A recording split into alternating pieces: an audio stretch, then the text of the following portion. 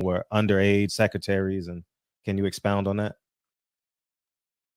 Yeah, well, I guess they were, because they were there. I seen them. I seen them myself. It's all true. It's all true. Good evening, messenger.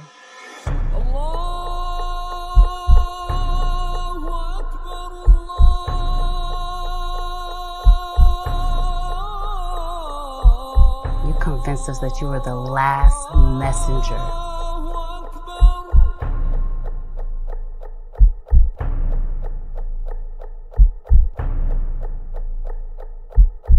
How many other bastard children do you have?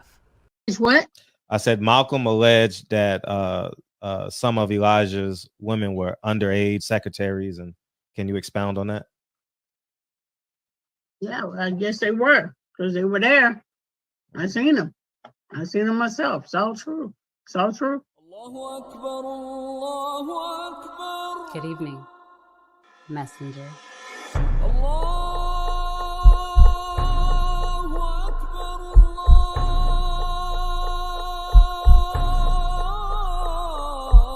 You convinced us that you were the last messenger.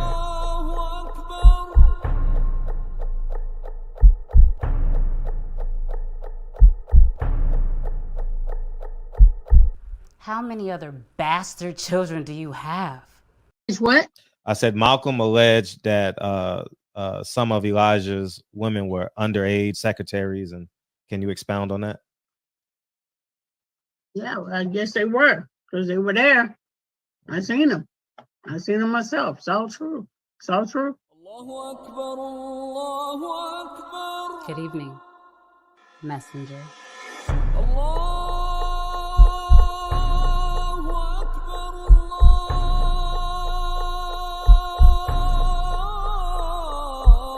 You convinced us that you were the last messenger.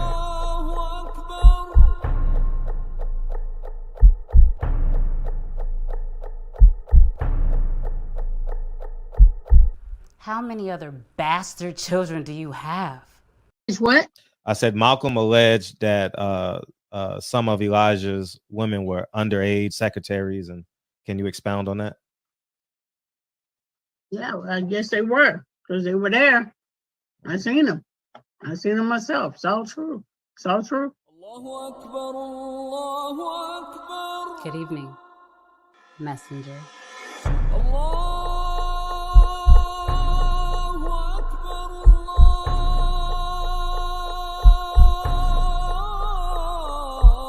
You convinced us that you were the last messenger.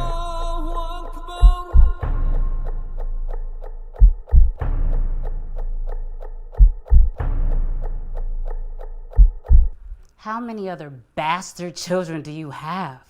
It's what? I said Malcolm alleged that some of Elijah's women were underage secretaries, and can you expound on that? Yeah, well, I guess they were, because they were there. I seen them. I seen them myself. It's all true. It's all true. Good evening, messenger.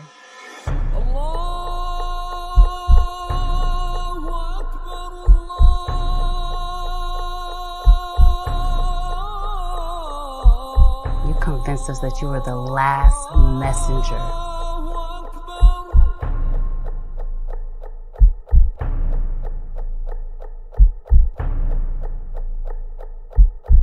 How many other bastard children do you have? It's what? I said Malcolm alleged that some of Elijah's women were underage secretaries, and can you expound on that? Yeah, well, I guess they were, because they were there. I seen them. I seen them myself. It's all true. It's all true. Good evening, messenger.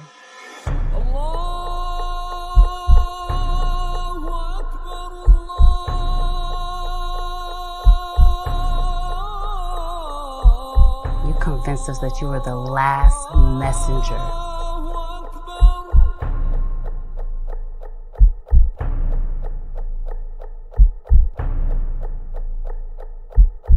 How many other bastard children do you have? What? I said Malcolm alleged that some of Elijah's women were underage secretaries, and can you expound on that? Yeah, well, I guess they were, because they were there. I seen them. I seen them myself. It's all true. It's all true. Good evening, messenger.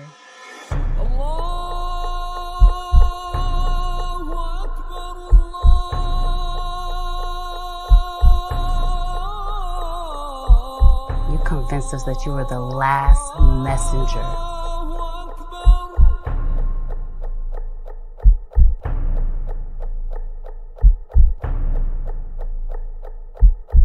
How many other bastard children do you have?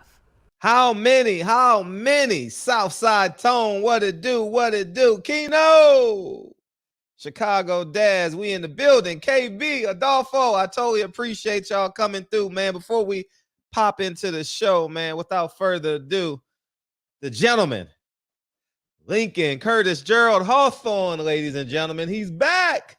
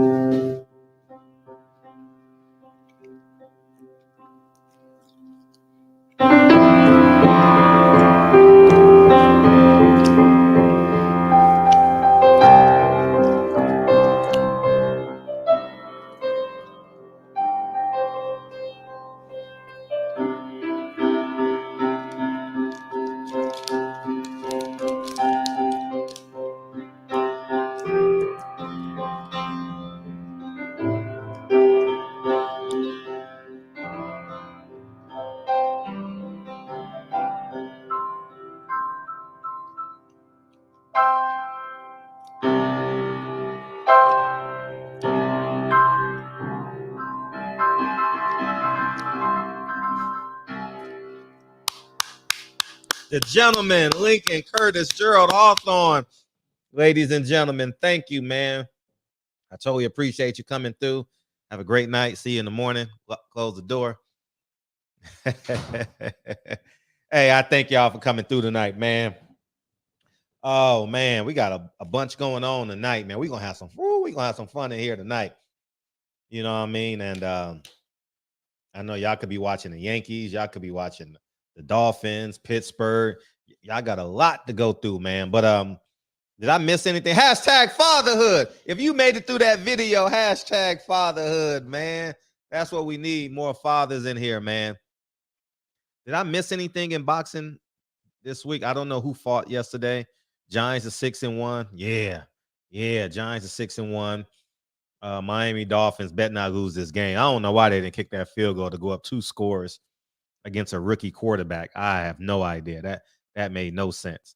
What else? I think that's it, right?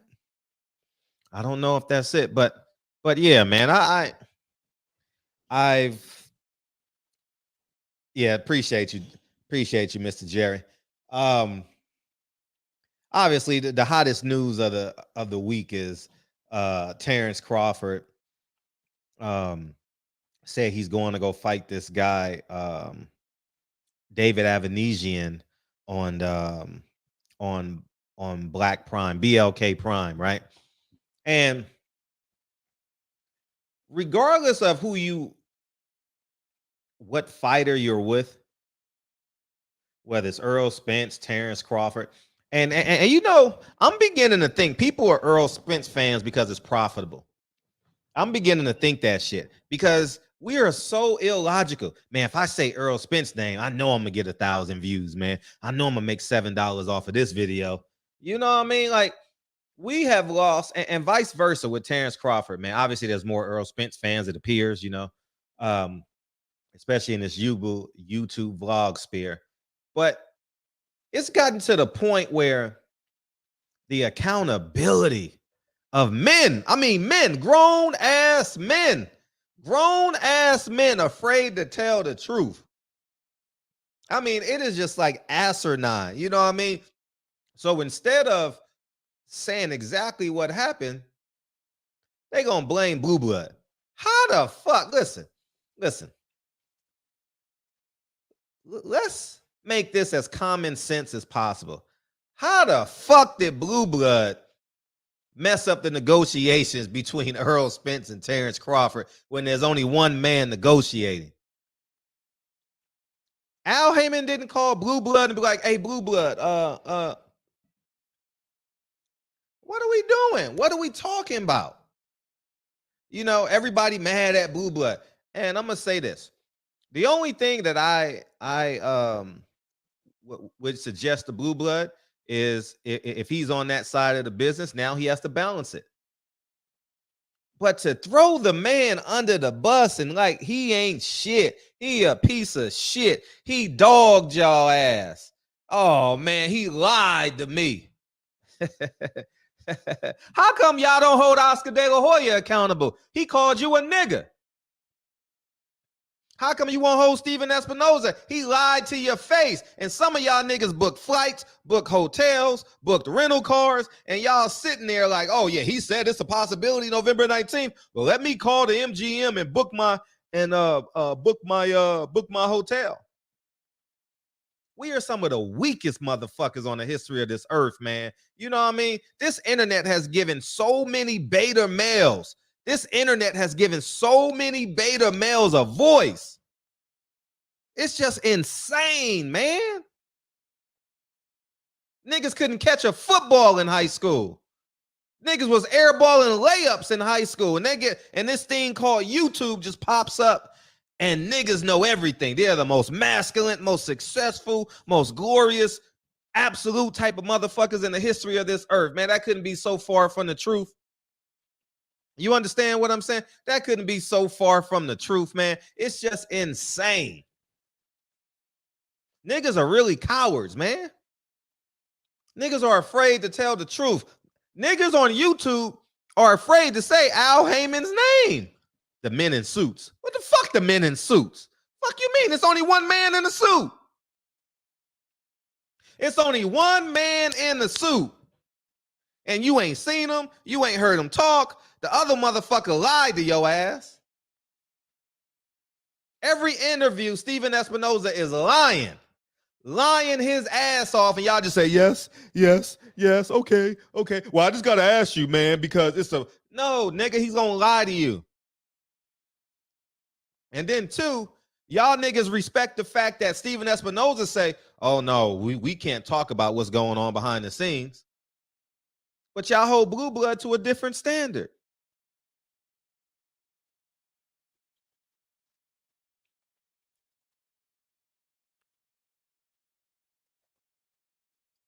Y'all holding Blue Blood to a different standard. Y'all hold Steven Espinoza to. It's no truth to power anymore. Niggas just want YouTube money, man. Niggas just really want YouTube money. Oh, yeah, man. Man, Earl Spence. Yeah, he's the best, man. So who's the most popular fighter today? Man, let me check these algorithms. I just saw 10 videos on Earl Spence, so I'm going to talk about it. I see why Earl Spence said that shit. Y'all niggas just putting his name in the title so y'all can make some motherfucking money. Ain't got no common sense in this motherfucker. None. I ain't pulling up no receipts because we should already know. If you in here tonight, you should already know. You a real boxing fan. I ain't got time to go through YouTube and pull up these motherfucking receipts. If you in here tonight, you a boxing fan. You know exactly where the fuck I'm going. Tim Doughboy Smith told you January 13th. The nigga told you Terrence Crawford ain't shit. But y'all niggas didn't. You know why y'all didn't budge on that? I watched y'all niggas. You know why none of y'all niggas reported on that shit and held him accountable? Because y'all PBC fanboys. Bob Arum said the same shit 3 months ago. Y'all remember?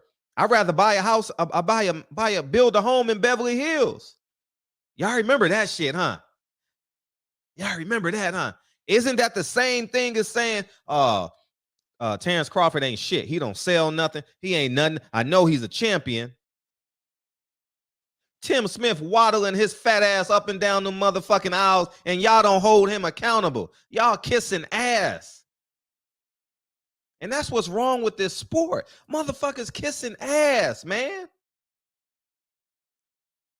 This fight would have been made if y'all would have listened to me. If y'all would have listened to me, renege on your Showtime. Don't buy tickets. Don't buy pay-per-views. I guarantee we would have got that Errol Spence Terrence Crawford fight. But they know y'all bitches. And they know they motherfucking control. The motherfuckers control. They control y'all motherfucking ass. This ain't media.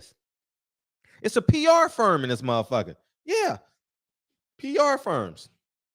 PBC on one side, non-PBC on the other side. Yeah, I know it. It's very obvious. It's very fucking obvious. Y'all motherfuckers making more money with the fight not happening and blaming another side than advocating for the fight. And then I want to say something too. Everybody talk, man, I'm the blackest nigga ever.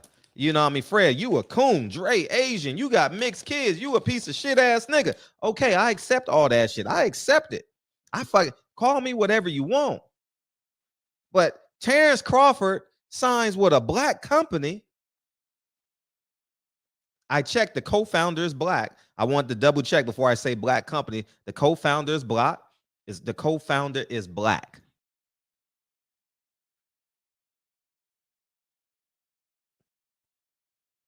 And Blue Blood gets an opportunity, and niggas from the LDBC and new media calling his, and y'all niggas in the chat calling this nigga a sellout. What type of niggas are y'all, man? Y'all want entertainment over one of your brothers getting an opportunity with another black man?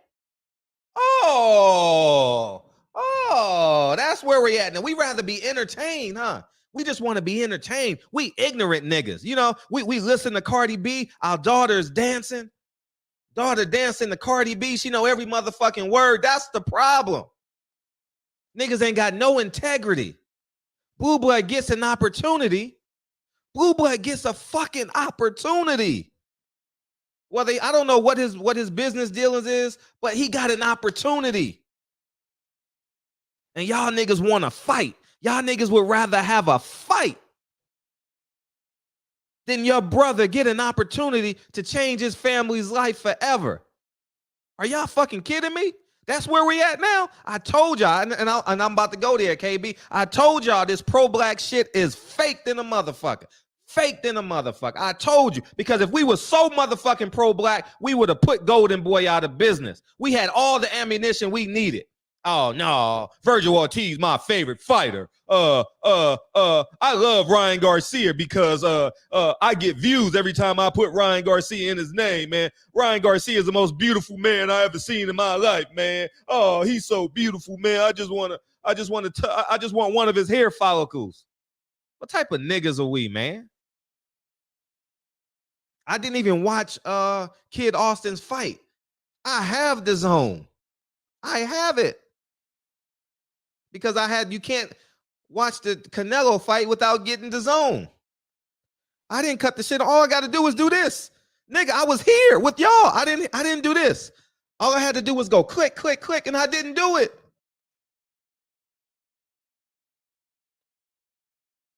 Y'all niggas holding these imaginary lines up. Oh, yeah, nigga, I'm a boss. You ain't no motherfucking boss. You a PR person. What Tank tweeting about now? Y'all better hurry up and screenshot that shit. I tell you that fucking much. Y'all better screenshot Tank's. What's it called? Devontae. Send it to my. Can one of y'all send it to me? I'm feeling good right now, man. Oh shit, they playing games. Oh shit. I need to take my talents elsewhere. Yeah, they playing games. I'm gonna tell you what I believe was going on with that motherfucker. I told y'all niggas in September, but y'all calling me crazy. Y'all better screenshot that shit real quick. He said he need to take his talents elsewhere. Who the fuck he talking about? Al Haymon, right?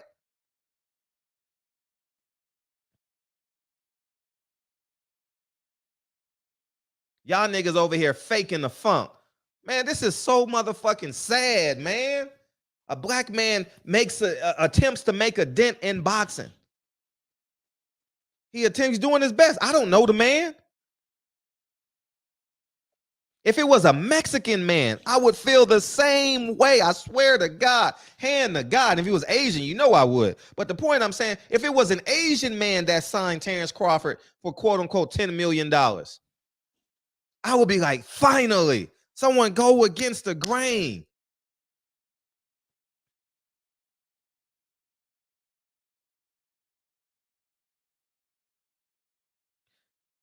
All these niggas done been around Oscar De La Hoya, had access to Oscar De La Hoya. Not one person in the history of the sport of boxing has asked this man about the emails but me.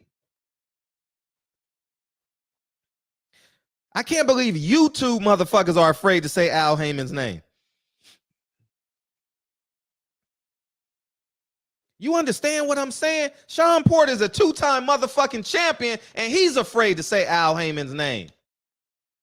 Is he really free? It's a motherfucking cult over there. It's a cult over there. PBC is a cult. Premier Boxing Cults. That's what it is. And I'm not talking about the Indianapolis cult. It is a fucking cult over there. Niggas can't even say Al Haymon's name. A year retired. He can't even say his name. Are you kidding me? Media members, men in suits. Who are the fucking men in suits? It's only two men in suits that we are talking about. Steven Espinoza and Al Haymon, nigga. Y'all acting like motherfuckers Satan. Like when you was a kid and you was afraid to look in the mirror and say Hail Mary 13 times and shit. You afraid to say Al Haymon 13 times to your iPhone, nigga? You think I'll come through your iPhone and cut off your service? Y'all blame one fucking man. Like Blue Blood got the power to cut the electricity off. This nigga got an opportunity. And y'all niggas been following his videos. Y'all know this shit just came 2 or 3 weeks ago. It's obvious. You can tell by how his voice has changed. His tenor has changed. Y'all can see this shit, but y'all want, but y'all like hating on niggas. Y'all like hating on motherfuckers. Like it is just like, oh my God. I'm gonna tell you one, I'm gonna tell you two things. I'm gonna tell you three things. If that motherfucker would have came to me, and I'm not advocating, y'all know Fred don't want jobs, but I'm gonna tell you two things. If he come to me and want help, I'm not doing it for free because I've been in this game and I have value. But if he wants help to get that shit to the next level, I'm gonna do my part. If he would have came to me, I can't tell y'all niggas. How the fuck, think about this for real, for real. How the fuck can Blue Blood say he's in negotiations? His team, him and his team is in negotiations with Terrence Crawford. How can they say that? How can Blue Blood literally say that? What's up, Knowledge? For real. No, I'm being real. How can he say the shit?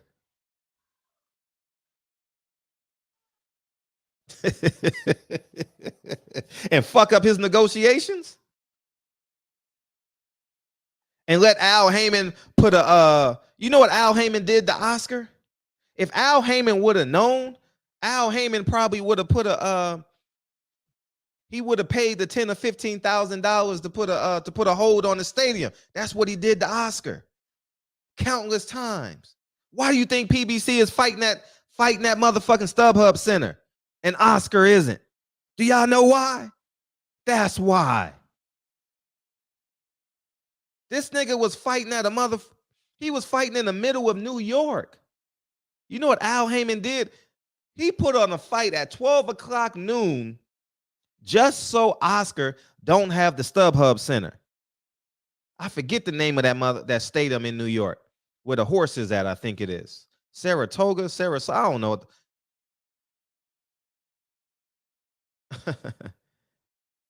And that's when Robert Garcia lost to Aaron Martinez, or got a draw.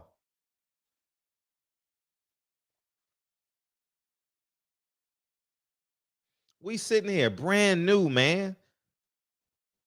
We sitting here brand fucking new, like we don't know what the hell is going on. Al Haymon and Blue Blood are in the club. They get there before 10 because it's free. Al Haymon looks at Blue Blood and said, man, you see that dime over there? Yeah, I see her. You gonna holler at her? Yeah, give me some time, man, after my first drink. Foxwoods. Not Foxwoods. It's actually in New York. I forget the name of it. But 12 o'clock come. He said, nigga, you done drinking? You done had 3 drinks. You gonna holler at her or not? Yeah, I'm gonna get to it, man. Blue Blood goes holler at the girl at 12:30. He gave you 2.5 hours. Now you in the car mad, sticking your motherfucking bottom lip out. Why your bottom lip out, nigga? Man, you got that girl's number and I didn't get it. Nigga, I gave you 2.5 hours. The club was about to close. And that's what happened.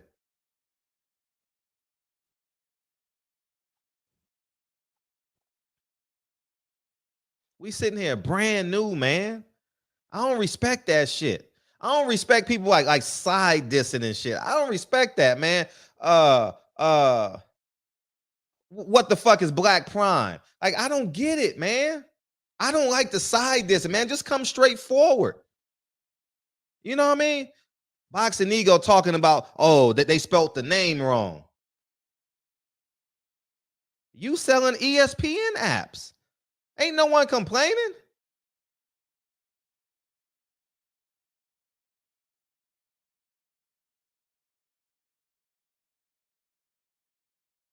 I'm keeping it a buck. He'll never tell the truth on Tank. Leonard Ellaby got him wrapped around his finger. And I'm not mad at it, but I'm just telling the truth. I see it. Everybody sees it. And I said, I went through that shit with Kenny Porter. I stood up to Kenny Porter. I said, you need another fucking trainer. You can't do this shit by yourself. Oh, no, I got it, dog. I got it. Okay. Ain't spoke to him since.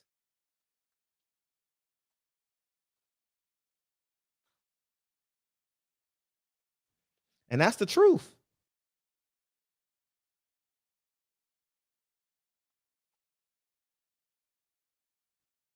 You're selling ESPN Plus subscriptions. Isn't that the same affiliation that disrespected Terrence Crawford? If you want to keep it a buck, let's keep it a buck. I don't like to just be straight up with you. Just be straight up.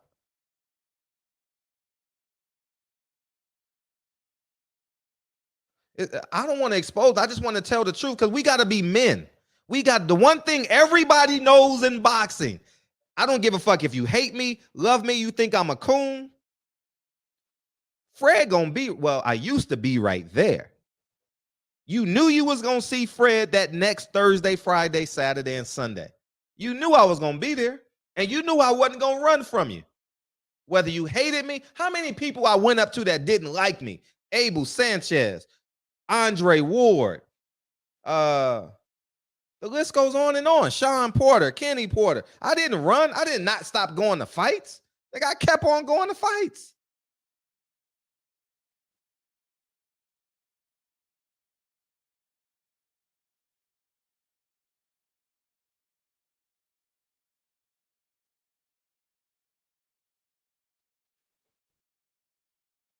Man, I spent my own money. Didn't make it, well, whatever I made on that YouTube video.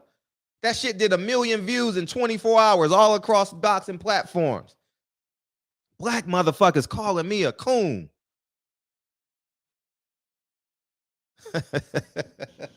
That's why I would tell Blue Blood if he's listening, nigga, do you, nigga.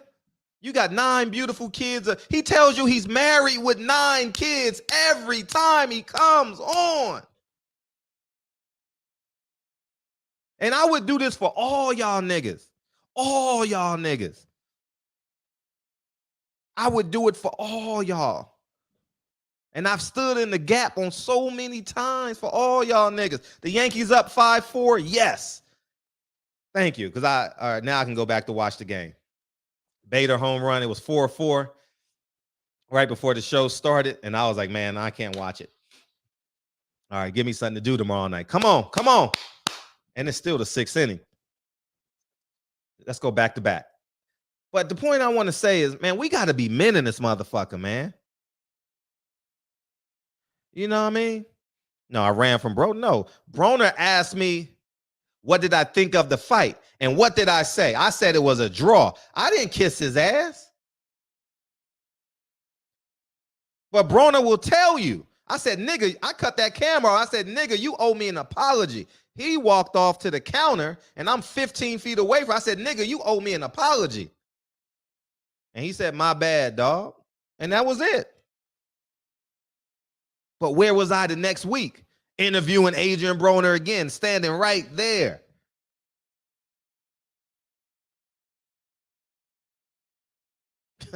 We cowards, man. We cowards. You know what I mean? Al Haymon, I'm going to let y'all in a second. Al Haymon wants to sell Errol Spence off to Canelo at 164. It's plain as day. And Money Brown won't hold them accountable. It's Blue Blood's fault. Get the fuck out of here. How is it Blue Blood's fault? And we found out May 3rd. We found out May 3rd, niggas. May 3rd, niggas. Do you hear me? May 3rd, Tom Brown said, we offered Jamal Charlo and Errol Spence at 164 for $55 million. $55 million. And we acting like this shit don't exist. It's Blue Blood's fault. No, nigga. He was negotiating with Canelo and Terrence Crawford at the same time, nigga. Two hands, nigga. For all my illiterate niggas, two hands, nigga. Y'all want that Waka Flocka? Two hands, nigga. Two hands. How about two chains, nigga? You need two blunts, nigga, to understand what the fuck I'm saying? I ain't got no qualms with him. But let's tell the truth, man. How the fuck you gonna blame a man that's in the gap every fucking day, man? I would do it for all y'all niggas. If y'all hung Money Brown out to die dry, I would do it for him. But what we not gonna do is hang a motherfucker that gives you 3 hours a day of his life with 9 kids and a wife. That's what you're not gonna do.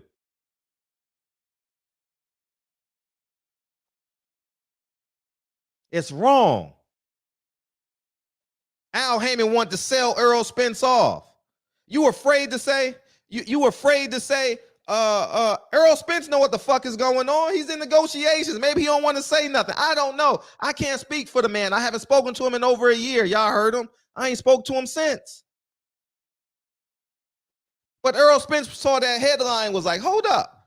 I just said 2 weeks ago, and the world heard me on April 16th at about 9:30 Pacific Standard Time. Yeah, y'all know who I want. I want that 4th belt. Y'all heard him say it. 2 weeks later, May 3rd, 3 weeks later, May 3rd, Tom Brown, we offered Canelo $55 million. But they was negotiating with Terrence Crawford in January when Jelly Roll, what's that motherfucking name? Motherfucker had liposuction and still fat. What's his name? Nigga had his stomach stapled and his stomach got bigger. What's his name, man? Tony Smith. What? Yeah, Tim Smith. Motherfuckers say, oh, Terrence Crawford ain't shit. And me and Terrence don't get along. I ain't advocating for Terrence Crawford. I can't speak for Terrence Crawford. Terrence Crawford got to do an interview. Errol Spence got to do an interview, and we'll respond as such. Nigga, I could have sold y'all niggas out for $50,000 a long time ago. I won't tell y'all who offered me $50,000. They wanted me to sell Sam Watson out for $50,000. I said, nah, I'm good, man. I can't do that. I've told y'all the story before. Y'all seen Eddie Hearn offer me a job. The list goes on and on and on. Stephen Espinoza ain't never offered me a job. No.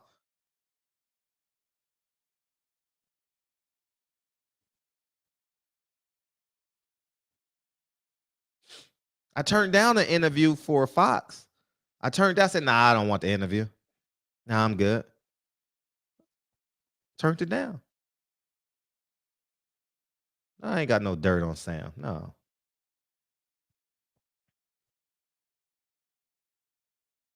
And we sit here like this shit never happened. This thing gonna move up 17 pounds, man. Gonna move up 17 pounds. 164 for 55 million to keep him alive, to keep his heart pumping. Everybody, every fighter on PBC hemorrhaging, and we can see the shit with our own eyes. We can see the shit. PBC ain't got no schedule. These fighters ain't fighting. J-Rock says, man, I'm inactive, man. Inactivity is the death. Is the death of a fighter. Come on, man. Come on, man. Look, we got to be honest with this motherfucker. And we can't throw a motherfucker under the bus. I'm going to tell you right now, if Blue Blood to tell you, and I'm going to make this public, when World Combat Sports and them was arguing, going back to back, I called World Combat Sports. I said, don't put that shit on the internet. When Blue Blood was doing that shit, I said, nigga, don't put that shit on the internet. I said that shit. And I'm telling you about my integrity. Because I respect both of them dudes. And I know y'all niggas were going to choose sides and blow that shit up. Just like y'all doing now. Oh, he did this, he did that. No, Blue Blood and... See, the one thing y'all don't know, Blue Blood and World Combat Sports got to cover fights together. And there's going to be one time in 10 years where they going to need each other. But because y'all fueling that shit, they going to have too much pride to ask for help. They gotta be brothers, Blue Blood and Combat. Whenever they decide to patch it up is whenever, but what the point I'm saying is, they gonna need each other at some point. That's why and I say this all the time, every media outlet that ever needed to sneak into a fight, nigga, I put my credential on the line and stuck these niggas in. And now half these niggas talking about me, but I don't say nothing.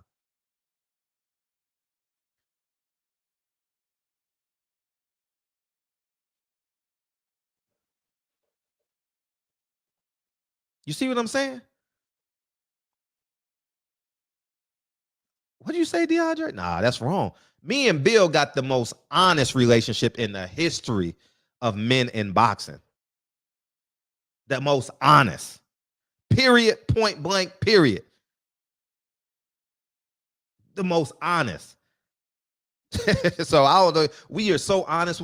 All my relationships are honest, man. I should say most of them, you know?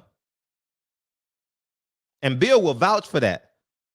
I can say, fuck you, Bill. Bill can say, fuck you, Fred. And we're going to call each other in 3 days. That's a fact.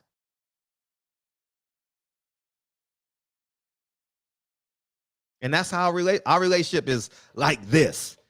But we love each other. I'm never going to lie to Devin. But anyways, as I need to open up these phone lines because I know y'all. And if y'all disagree with me, I want y'all to come in. I really want y'all to come in. And 3, I didn't like how Fanon was sneak dissing Blue Blood. I met Fanon once.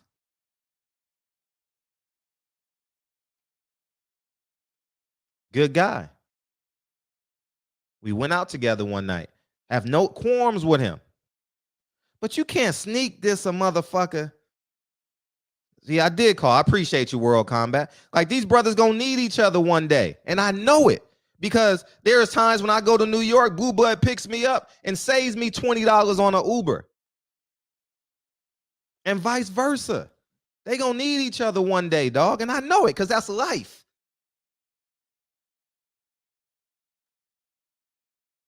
But these motherfuckers wanna... Oh, no, you wrong. You wrong. Spoke to Bill yesterday. So you lying. But the point I want to say is this. Fanon was like, I don't know about the Black Prime Network. Wasn't this the same nigga that said he's good with MTK Global and was trying to get fighters and negotiate contracts and shit with Deontay Wilder? Let's keep it a buck. But had no affiliation.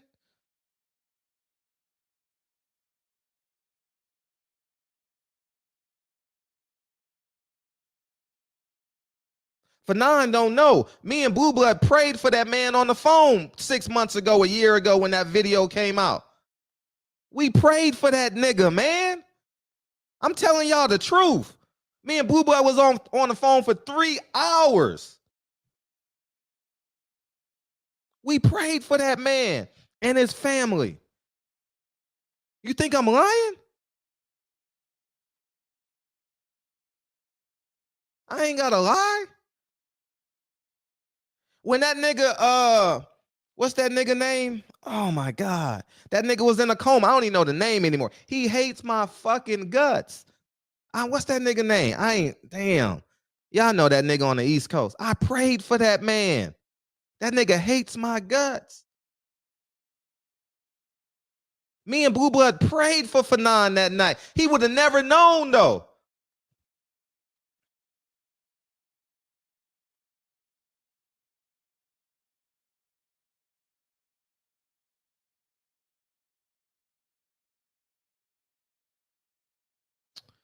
Man, I'm opening up these phone lines, man. I got a lot more to say. I'm gonna open up these. We prayed, me and Blue prayed for that man. Hope he does well. And I'm not saying we sat, oh Father, which art in heaven, but we was literally talking, wishing wellness on that man. Yeah, T Street. I fucking prayed for that man. That nigga hates my guts. Done disrespected my family and everything.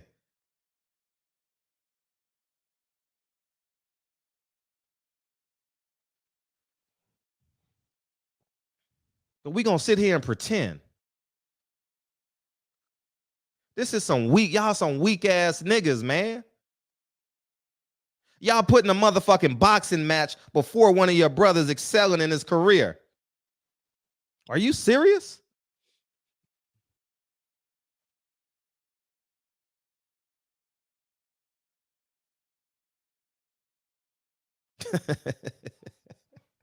Come on, dog. Come on, let's keep it a buck here. I ain't never hated on none of you niggas. I just tell the truth. I just tell the truth. I ain't gotta hate. God has blessed me immensely. Everybody will tell you, if you hang out with me, Fred gonna pay for dinner. Fred gonna invite you to his house. Fred gonna ask you if you need a ride. Fred got 4 cars. If you need a car, you can have a car. If you ain't got no place to stay, if I have a vacancy, you can stay in my apartment. This is Fred in real life. We got all this fucking hate in our heart. And a lot of y'all misconstrue hate with truth. I'm telling y'all the truth every night. I don't hate I ain't got no time to hate Al Haymon. But Al Haymon is destroying 100 black fighters' careers. And y'all sitting on the sideline pretending. Faking the funk, man. This some bullshit. So I say, fuck all that shit. Play poker with your cards up now. And stop lying.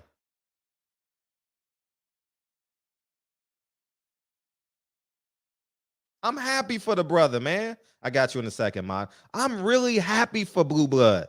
If it would have been any of y'all niggas, I'm happy. It's like, I'll give you the last example, then I'll bring you guys in. I said about 5 months ago, what the fuck did I say? I said, man, they gonna, what's that shit? Not cancel. They gonna pull champ size credentials. Y'all know what the fuck I meant when I said the nigga spilling the truth over there. Nigga spilling the truth over there. You keep on telling the truth, they gonna smile in your face and talk behind your back.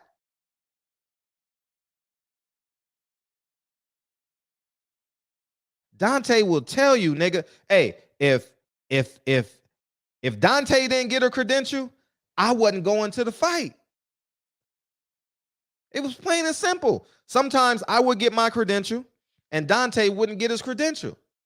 Nigga, I would call them, be like, hey, Dante needs his credential. Call this number. Dante will tell you right now. Anyways, man, what's up, Modern King? I don't know if you agree or disagree, but go ahead. Yo, I just want to apologize to you, Fred, from when I got your live, took it down maybe like 3 years ago. I don't know if you remember, but I remember like it was yesterday. I don't remember. This Ronald Finkley, bro. I used to be a mod on y'all channels and shit back in the day. Oh, yeah. I remember the name, Ronald Finkley, yeah. Mm-hmm. Yeah, man. I think I've been following you for probably like 7, 8, 9 years. Mm-hmm. It's been a minute, bro. It's been a minute. But yeah, I just wanted to chime in on this whole you know, what PBC been doing to boxing. You know what I mean? Like, I remember when they was like only having like 32% of their fighters fighting, like, you know, like maybe 2021, and it's just been carrying over. Like, you know, they don't have no women fighting, but the point is like only they main people get to fight. They only get to fight like once a year. So it has been like, you know, it's been like draining the swamp, if you ask me. I don't know what's going on, like with them, with their shareholders, or the point is like they not putting on the best fights, but they want to charge people pay-per-views. Mm-hmm. It's backwards. It's real backwards, man. So I'm kind of happy that you know, even though I don't fuck with Blue Blood and them no more, the point is like, why wouldn't you like embrace something like that, like Terrence Crawford doing something else that could possibly set him up later on for a fight with Earl Spence? You see what I'm saying? Right. So I get the whole process of what's going on, and you know, and people like sitting there like trying to still cause the division. I don't get that. We should be embracing that whole situation for $40 because you get to see your fighter fight more than once a year. You know what I mean? Like, he's trying to stay busy, and then you get to see him again before like the middle of the quarter of the next year. Mm-hmm. As a fan, which that's all I am as a fan, you know, I just want to see a fight, and I want to see them eventually fight.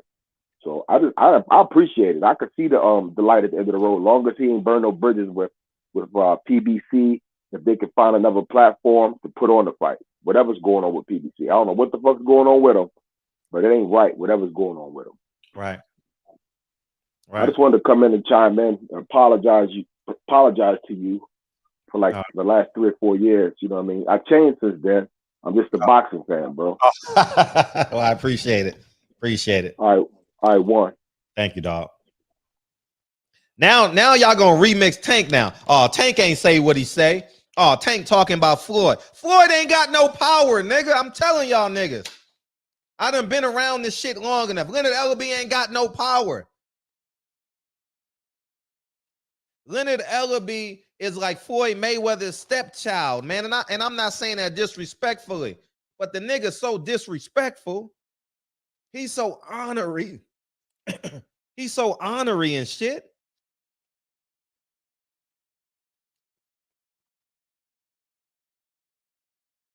Come on, man. Let's just be straightforward with each other, man. If Tank don't fight, Leonard ain't got no job. Leonard Ellaby is that motherfucker at one of these sports books trying to make bets. That's what he do. That's what he enjoys. Everybody know that, though. Everybody seen Leonard in a sports book. Ain't no secret.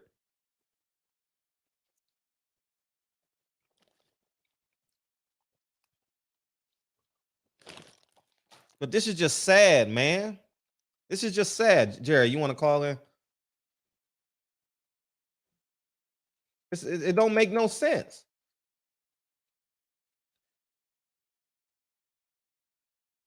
Oh my God. Are you fucking serious? Oh my God. The Yankees had a 4-6-3 double play, and the motherfucker to end the inning.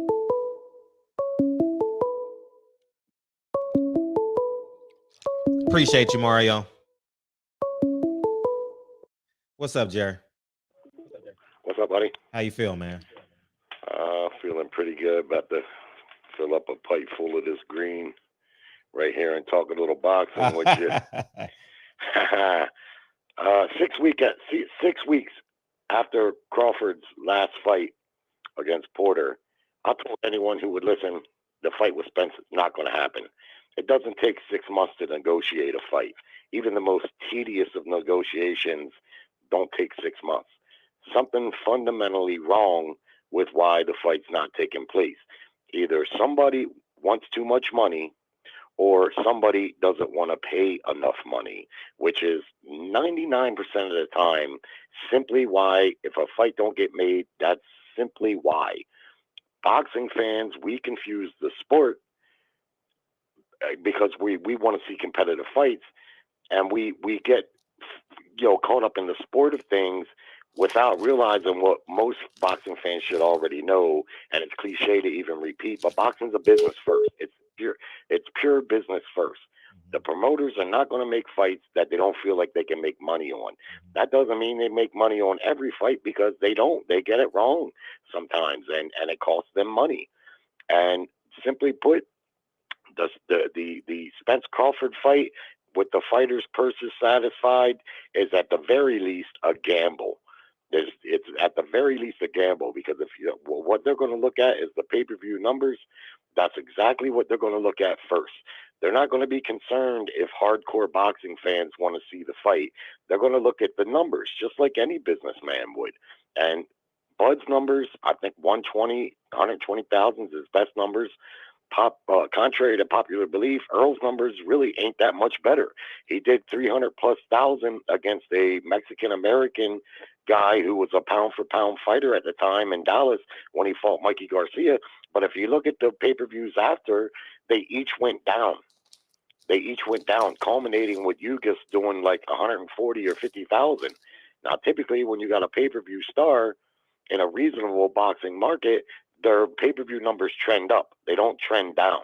But when you look, like I say, at the numbers, and you look at Earl's numbers, that makes that fight a gamble at anything more than a $4 million guarantee for Bud Crawford, with a promise of a piece of the back end if the fight makes money. Now, Bud ain't going to want to hear that.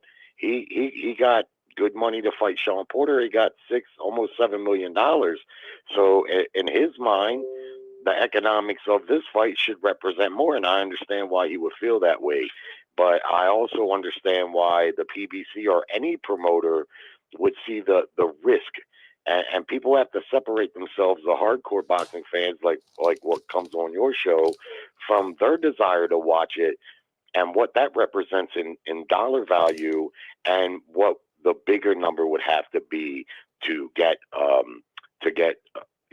bigger money. And case in point is this: when Fury and Wilder fought the first time, you had two undefeated heavyweight champions fighting each other, one white, one black, one from England, one from the United States. Fight sold 325,000 pay-per-view. Now, a fight with those things considered, you would think, well, man, it should have probably done a lot better. Now, the second one sold 800,000+ pay-per-view because of what happened in the first fight. Fury almost getting knocked out cold. Fury proving that he could compete with Wilder and go the distance, which I don't think anybody else had went the distance with. Well, one guy. And like 40-some fights, only one guy. So, but also I'll say this about Blue Blood. That app that they're talking about him fighting on, I heard these guys talking about it on another show, and they were researching that app. And no discredit to them, but that app is only, the whole company is only worth like $5 million, according to what they were saying. Their YouTube subscribers is like 100. You got way more. I mean, it's like next to nothing. How are they going to pay Terrence Bud Crawford $10 million, which is more than what he got to fight Porter, his most well-known opponent, on the biggest stage, the ESPN format, which is a far, far bigger format. I mean, it's not even close. I think, I don't know, man. I'm going to tell you like this. I think there's a 20% chance of that fight actually coming off at those numbers, at Bud getting 10 million. And I don't wish him no bad luck, because I'm ready for him to move on. He can't just keep waiting on PBC. They don't want to show him the books. They want him to accept a net payday. Then by all means, you got to show me what the fuck that net payday is. I'm not just going to take your word for it. So I don't like to blame either one of these fighters, but if that's the deal, what we've heard, you can't blame Bud Crawford for not taking that deal. That's a stupid. I can't even believe the PBC would even offer him a fucking deal. A little kid wouldn't take that deal. You see? But I don't fault Blue Blood for investing in that, but I just wonder if he's going to lose his money. To be honest with you. Be honest with you. I think that they're I think they know they're gonna lose money on this, quite possibly, or break even if it is for $10 million. Now you also got to keep in mind too that they can say what they want. You know what I mean? They ain't turned the money over to the commission yet. You understand what I'm saying? Yeah, I mean, I get that. So I get that, but you know, through public record, it'll be made public what he gets for that fight. And it doesn't matter to me what he gets. I'm glad that he someone signing him and his career can move forward, because if you haven't noticed, none of these other promoters are making an effort to sign Bud Crawford. You're not hearing Oscar is in talks with Bud Crawford, Eddie Hearn. I mean, they're just not. And even with the PBC, even if they couldn't get this fight made, why couldn't they offer Bud a 3-fight deal anyway? Just sign him up for 3 fights and put him in against an opponent like he's fixing to face now, or maybe put him in against Thurman. And if you want to build up fight, but they're not offering them, you know, any type of deal like that I can see. But here's another thing. Last night, no, wait. Before you go, I would agree with you. A new company, and hopefully his team secured the money. You know what I mean? So I would agree. I would tiptoe, you know what I mean? And they would have to secure the money. Maybe a percentage of it is in escrow and the other half comes from ticket sales and pay-per-views. I don't know. But you're right. I'm not disagreeing with you. But well, that's the other thing I wanted to say. People don't know. I compare fight negotiations at this level basically with politics. We don't know shit. We only know what little bit they tell us, and maybe a little piece of something get leaked here or there. I was listening almost all day yesterday to different shows, and these brothers, man, they was arguing back and forth like they really knew something about the negotiations. Meanwhile, they're talking about what Bud's nephew said, and this guy said, and he said, and she said. I just can't believe how people keep going at it about who's at fault when they don't know what really the negotiations are. Most of everything we're all going on is hearsay, right? And a lot of it's just not validated. And so therefore it's like, damn, I can't believe how people are going to war, you know, over stuff that they don't really know for sure whether it's true or not. Maybe some of it is true, but nothing's really been validated. And that's why you're getting people like Espinoza and Mayweather and even Crawford's camp have said, you know, don't believe what you hear, because, you know, it's just people don't really know what's going on behind there. I just know that you can negotiate a fight, even a big, tedious fight, in 30 to 60 days or less, anytime. People may point out Mayweather-Pacquiao, but that fight, they could have made at any point. The reason that fight took 5 years is because both of those guys were so popular, they were able to make hundreds of millions of dollars fighting the rest of the guys. You know what I mean? They knew that fight was going to be there for a big payday. Hell, Pacquiao took a couple losses en route before that Mayweather fight came about, and it still was a huge payday. But Arum is smart. He knew he could match Pacquiao against all them other fighters, Cody, Mosley, and right on down the line and make a ton of money. Floyd was making even more money. And if you notice, when Cotto left Top Rank, his very next fight was against Mayweather. When Mosley left Top Rank, his very next fight was against Mayweather. So they cashed all them checks and waited to cash the check against each other until they made all that money. That was smart to do, even though it was aggravating. You know what I mean? But like I say, you know, fights don't take 6 months to negotiate. I don't blame Bud Crawford. People are saying they're blaming Bud Crawford, saying he ducking the fight. Fuck that, man. What's he supposed to do? Just sit around? Earl Spence has a promoter. He has a network where he can fight on, at least for the time being. He's got some protection. Bud does it. And to get $10 million to fight an opponent like that, shit, man, he'd be a fool not to jump on that. You're right. Are you staying on or are you leaving? I'll stay on. Okay, great. We got a new guy. Mr. Warren. What's up, man? Hey, what's going on? Hey, how you doing? Oh, I'm chilling, just listening. You know, this has been obviously the topic du jour and whatnot. And, you know, it's a lot of different layers to it. You spoke about the blue blood angle. And, you know, I paid attention to a lot of the things that are going on in the chat. A little bit too much bashing because, you know, like people play favorites as it pertains to promoters and fighters. in the chat, it's a little bit of playing favorites in regards to content creators too, and I think that's kind of dictating some of the bashing of this content creator and that content creator and whatnot. So I don't know. I just wanted to at least address that. But as far as assigning blame, I mean, to me, it's okay. Bud Crawford had a signed Manny Pacquiao contract and walked away from it. He had a revised Errol Spence either contract or term sheet and walked away from it. So, I mean, once is an aberration, twice is a trend. So, I do agree that it does not take 6 months to negotiate a fight. And that is one aspect where I do lay some of the responsibility at the feet of Errol Spence, because I think he should have took more of a hardline approach. Okay, because with Bud, right now the issue is transparency. Apparently, under the Ali Act, that's pretty much a given.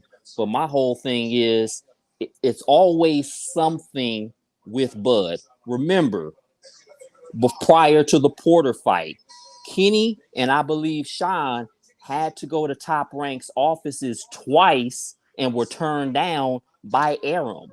The WBO had to step in and order that fight. I believe, Fred, you probably know this more than me, but I believe Porter leapfrogged somebody in the rankings. Then the WBO mandated a fight between Porter and Bud.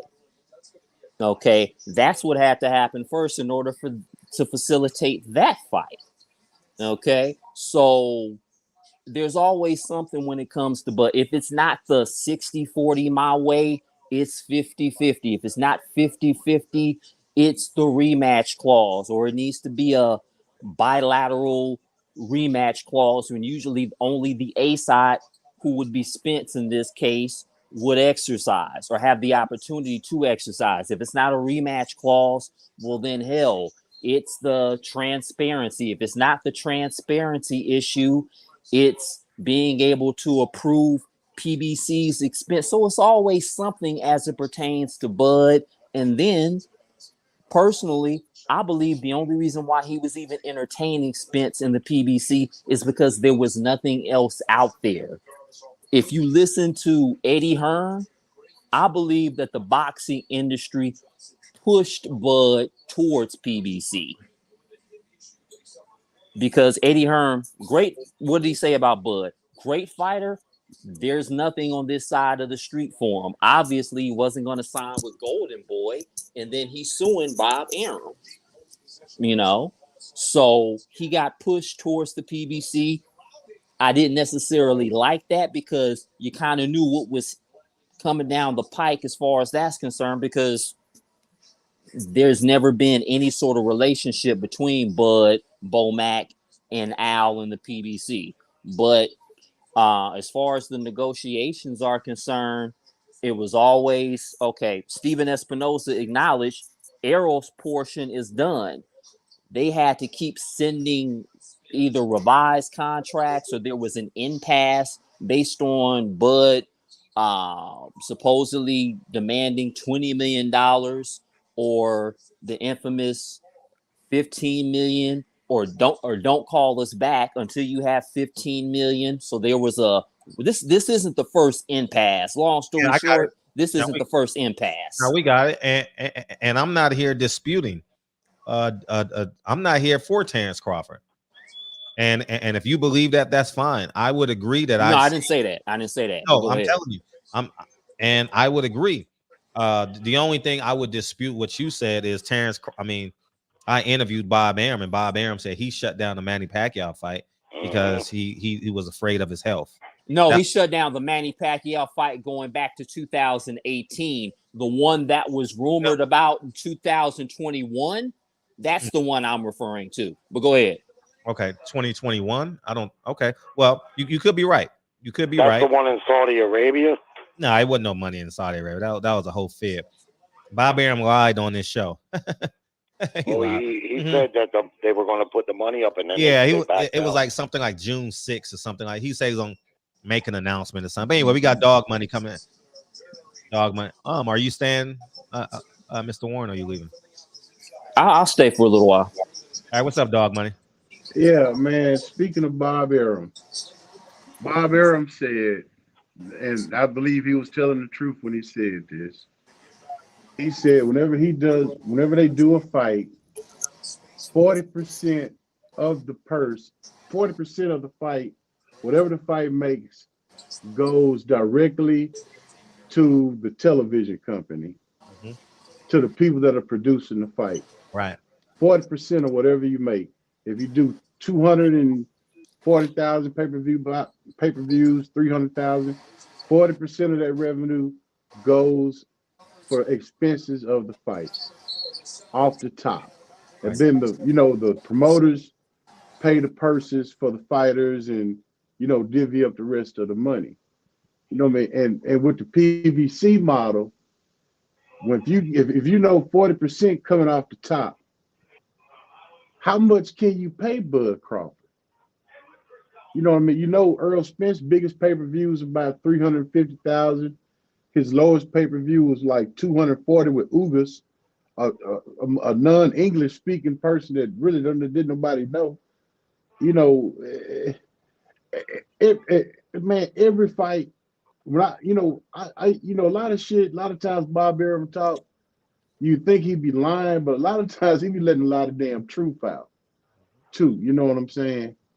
When he said he lost some money on every Bud Crawford fight, he ain't lying when you do the numbers and you do the math on it.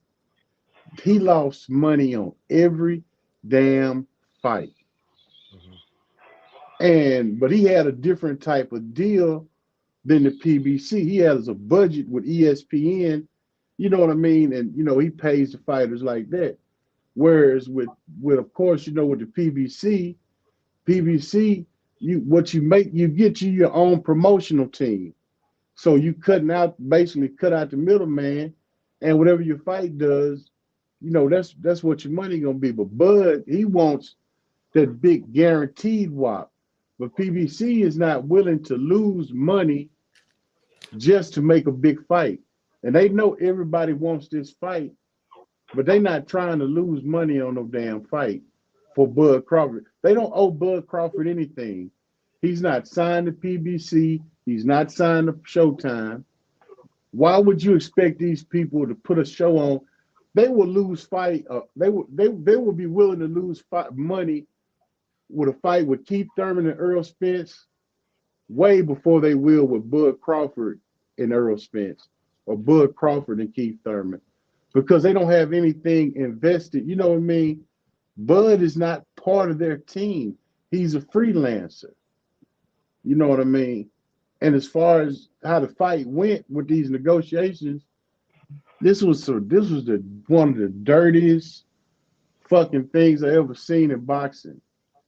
I mean, it was dirty to Spence to take his time up like that when you wasn't gonna take the fight, and and to us fans, it's been hard. It's really, I take this shit personal because I don't know about you, Fred. I don't know about the other guests on here, but I really wanted to see that fight, and for him to make us think that he was gonna do this fight, and then at the last minute, you go pull some guy out the fucking trash heap to fight.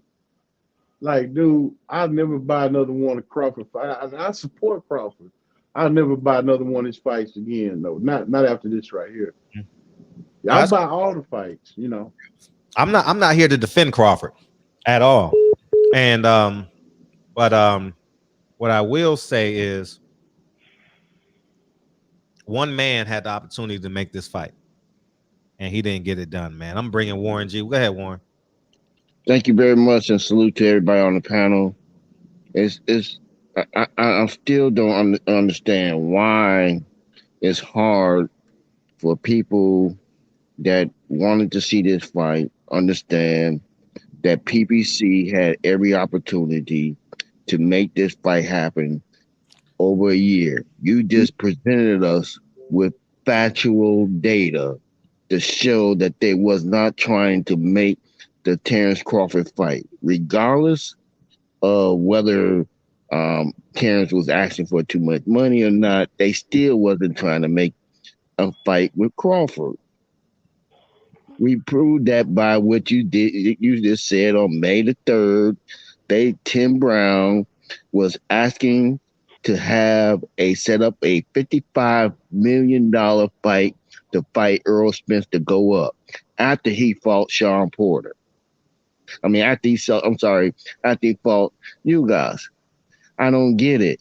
Now, the negotiations from there was, first of all, they was not being genuine. They didn't come in good faith to me, to the table.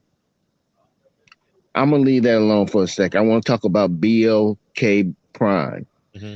BLK Prime is a network, is a app that they said they've been in business for about 5 years. Mm-hmm. They've been dealing with amateur fighting or your residential fighting for some time, and they wanted to get into world championship boxing, and so Terrence Crawford was an ideal candidate for them, and Blue Blood was the mediator between those two. Now he's a partner. He says that he's a partner with them, and I agree with that. But I'm not sure where you get the $5 million. I see that on the website, but that's for the public. I don't think they just have $5 million or that the company is worth $5 million. I think that's a public. That's out there. I'm sorry, that's out there on Google. You can Google that, and you can see that on some type of page. That's a third party page, so anybody could have posted that. And that's why I wanted to push back on the gentleman who said that BLK Prime doesn't have enough money. They may not have enough money to pay for the fight.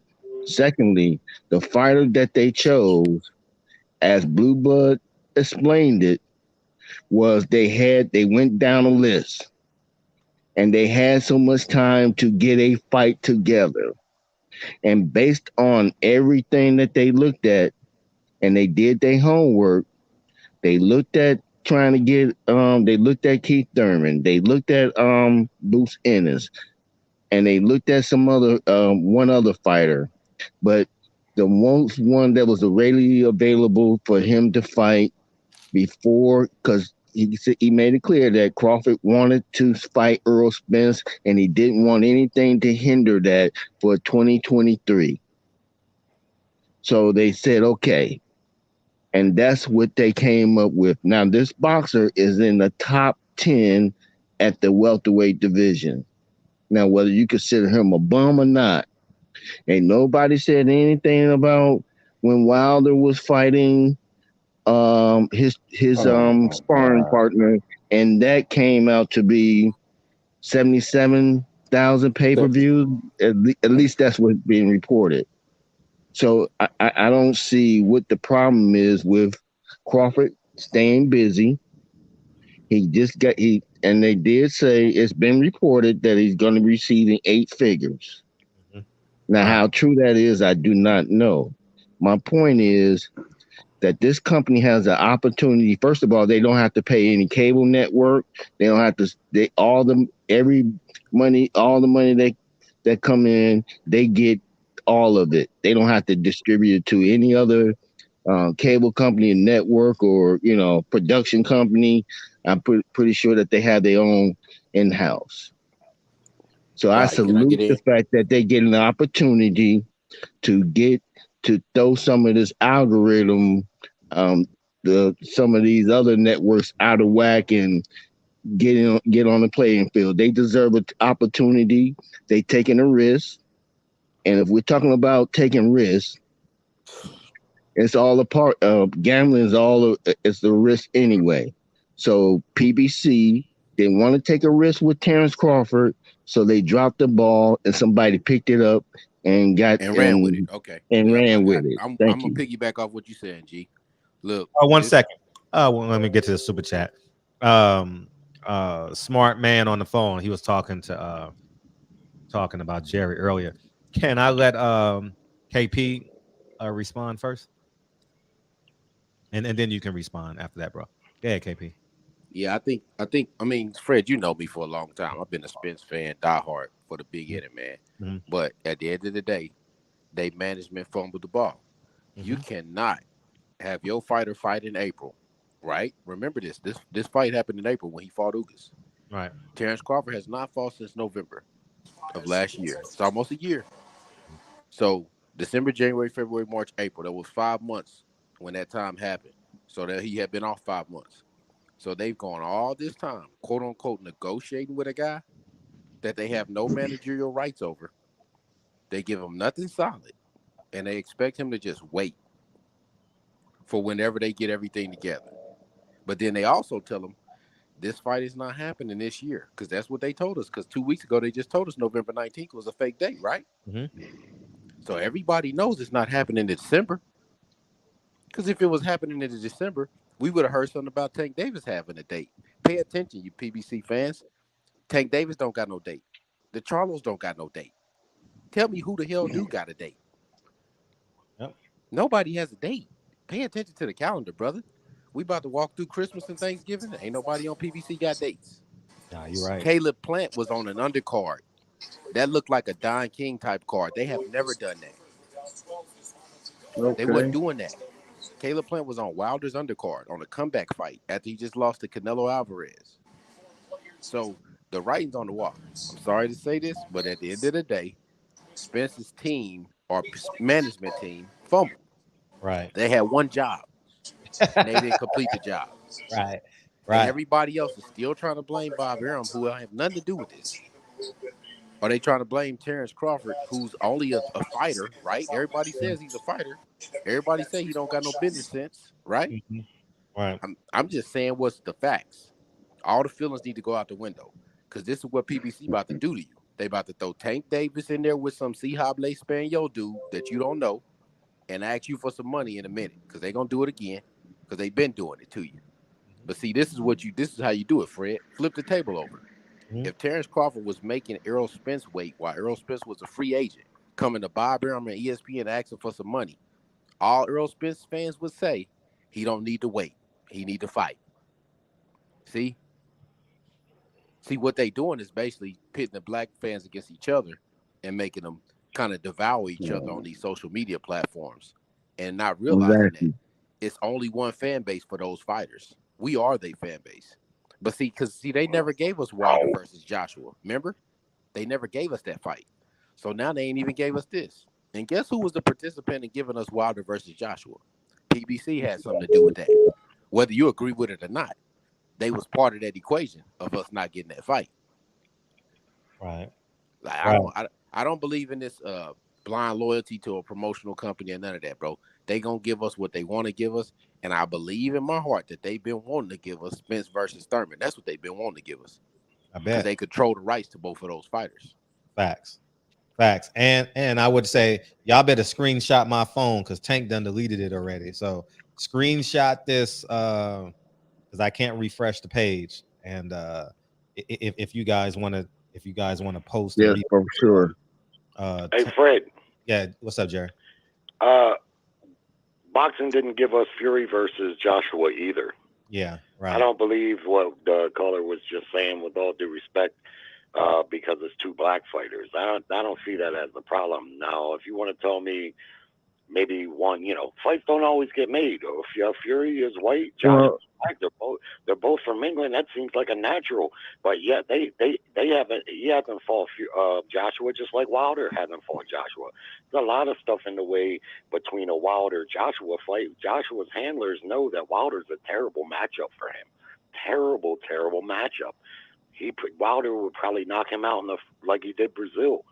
AJ's chin ain't there, and he stands up too straight and gets hit by right hands. That's a terrible matchup. That's why that fight, and plus it's a cross promotion. PBC's not going to give up their top fighter to another promotion, and neither is AJ's people. I mean, this Bud and Spence fight ain't the first fight to not get made. Crawford reminds me a whole lot of Bernard Hopkins. Bernard Hopkins was also a great fighter, but for most of his career, he just wasn't popular. And a lot of those title defenses, he was getting less than $100,000 per fight, and he used to complain like crazy. I know you remember he would complain after every fight. It wasn't until I guess it was Don King finally got him a marquee matchup against Felix Trinidad, or it was either Oscar or Felix. That was Trinidad in the tournament, in the middleweight that tournament. was the tournament. That was Trinidad and that tournament. And then Hopkins finally started taking on some popularity to get some respectable paychecks. And to me, that's simply the case with Bud. Bud's a great fighter, but he's just not that popular. And what can you do? He's not the first guy to be in that position. But now he's at a place where he's accomplished enough in boxing that he's a Hall of Famer, and he's said already several times he doesn't need Earl Spence. He's already a Hall of Famer. Regardless of what some people might think, he made good money fighting with Bob Arum. He fought at Top Rank for 11 years. He signed 3 deals over there with Top Rank. And he was getting paid more than any of the other welterweights. So he's got money. He don't have Mayweather's money, but he's got money. He's got legacy. And now he's at a place in his career where at least I think, where he's not going to take a fight like the Spence fight if he doesn't feel he's getting paid well. The problem is for the people at PBC, they don't see the numbers to suggest we can pay him this and still make money. Because like the other guy said, they're not going to put on a fight if they're not going to make money. They're not just going to do it for the fans. That's dreamscape. They and Well, make money in it. What? And I just want to make a quick comment. What they didn't factor in was some outside entity willing to gamble on Terrence Crawford, and they got caught with their pants down because there is a company, BLK Prime, willing to take that risk and gamble and see where they come out on the other end. And he just got paid, so that makes it even harder for them when it come time to negotiate or sign that contract. Because if indeed that fight does well and the numbers come out and it shows that he done really good and he get paid $10 million. Now what they was trying to offer him up, what they was trying to offer him, that he was supposedly, or he said that he was willing to accept, doesn't come. Now yesterday prices are not today's prices now. I feel you. That'll give Bud some leverage, and I kind of hope it works out for him like that. But man, this shit gonna flop. Man, this shit flopping out. Are you serious? Promoters. Are you serious? Let him get off. Let him get off, dog. Yeah. Try to put on shows before, like I think it was Triller that tried to do the little bit. A lot of times these shows don't come off, and that's the unfortunate truth. They're underfunded. But now I don't know that that's going to be the case, because what I said about let him respond to you, Jerry. You being rhetorical. Hold on, let me finish. You saying the same thing? No. I'm trying to tell you, the app that I was telling you with the $5 million net worth and their little tiny bit of YouTube subscribers, that's not something I researched. That's something I heard on another boxing show, just like this one, where the guy, he researched it. That's what he was saying. Gotcha. I don't know that that's true, but I can believe that it's true because I never heard of the app myself. They certainly haven't put on any fights of Jerry, let him respond to you. Jerry, let him respond. Go ahead, Dog Money. You want to respond? Look, man. This fight, it's a flop. It was a flop as soon as they announced it. Nobody's gonna watch that shit except maybe the diehard Bud Crawford fans. First off. Second thing is this right here. PBC didn't want the fight anyway. They don't give a shit that Bud Crawford didn't sign this fight. The PBC, Showtime, they don't give a shit. Bud Crawford fucked over Earl Spence. That's who he fucked over. Because Earl could have been fighting somebody else, moving on. He'd have He'd have missed a paycheck waiting on Terrence Crawford. Dog money. He'd have missed a paycheck. First, we're gonna fight on November 19th. We're gonna fight in September. You understand what I'm saying? Fight date to move 3 times. This guy said, they was like, well, I told you I wanted to fight this year. I had to go ahead and sign this week, but we can still fight next year. You're gonna make this guy put this guy on a leash, putting this shit off for 6 months, and then think he gonna come back and negotiate with you again. Go call Andre and see how that shit works. So, dog, let me ask you this question. Hey, dog, I think you're right about them not coming back to negotiate with him afterwards. I think you're right about that. But I think we will never get the Crawford-Spence fight. It will never happen. Let me say this to you. Hey, let him respond to you, Dogman. I would say this, Dog Bunny. This is the problem. Because it's not Bud Crawford's job to get Spence a fight. When we knew that's the fight we wanted. Because Spence said it when he got out the ring, right? Oh my God. It was his management job to make that fight by any means necessary. Well, then they just came out and told us, Dog Money, 2 weeks ago that this fight wasn't happening this year. That is not the fighter's fault. That's management. Can I make you do something that you don't want to do? Yeah, they making Earl Spence hold that. No, man, I'm asking you, can I make you do something you don't want to do? Dog Money. See, I just tell you, you're constantly making excuses for this guy. The guy the guy didn't want to fight. The guy didn't want the biggest fight of his fucking career. This fight if Bud beat Spence, it would make him a fucking superstar. It would make him a goddamn superstar. He's about to walk away, dude. He's walking away. So it would make him a just superstar. ignoring Dog Money. He doesn't have any other fights after that fight, dog. Oh, this is last. He got 2 fights. He got 2 fights now. Because this fight, he had to pay this. He pulled a bum out of the fucking garbage can. What you paid another guy step aside money. Earl Spence. So if he fights Earl Spence, right? He's not going to fight at Earl. 47 Earl that you're willing to pay for, right? Earl is not going to fight him, dog. It's over. It's done. I understand what you're saying, brother. I understand. So you're basing this all off of your emotional. No, I'm saying being emotional about that, brother. It's done, dude. You done made me miss a paycheck. This dude that lost like $18 million. You think he gonna come back and go through this shit again? Miss a paycheck how? Miss a paycheck how? What? Dude, you've been negotiating since April. He been negotiating with this guy. It don't take that long. No, he didn't. He wasn't. There wasn't no negotiation until June. What are you talking about? April. Well, since no, June. No, sir. Did you look at the article? Okay. Did you look at the article that he pulled up that they was trying to negotiate with? I bet you $1,000. I bet you $1,000. Dog, let him respond. Dog, let him respond. Dog, let him respond to you, man. Go ahead. Did you look at the article that was pulled up on this show about around May the 3rd that Tim Brown was negotiating with Canelo Alvarez to have Spence fight Canelo Alvarez in May, as well as he was trying to deal with Terrence Crawford. So they really wanted Canelo Alvarez and Spence to fight. They didn't really want Terrence Crawford fight, so it didn't really start off. It didn't really go. Okay, I know what Spence said. I know what Spence said. Listen at me.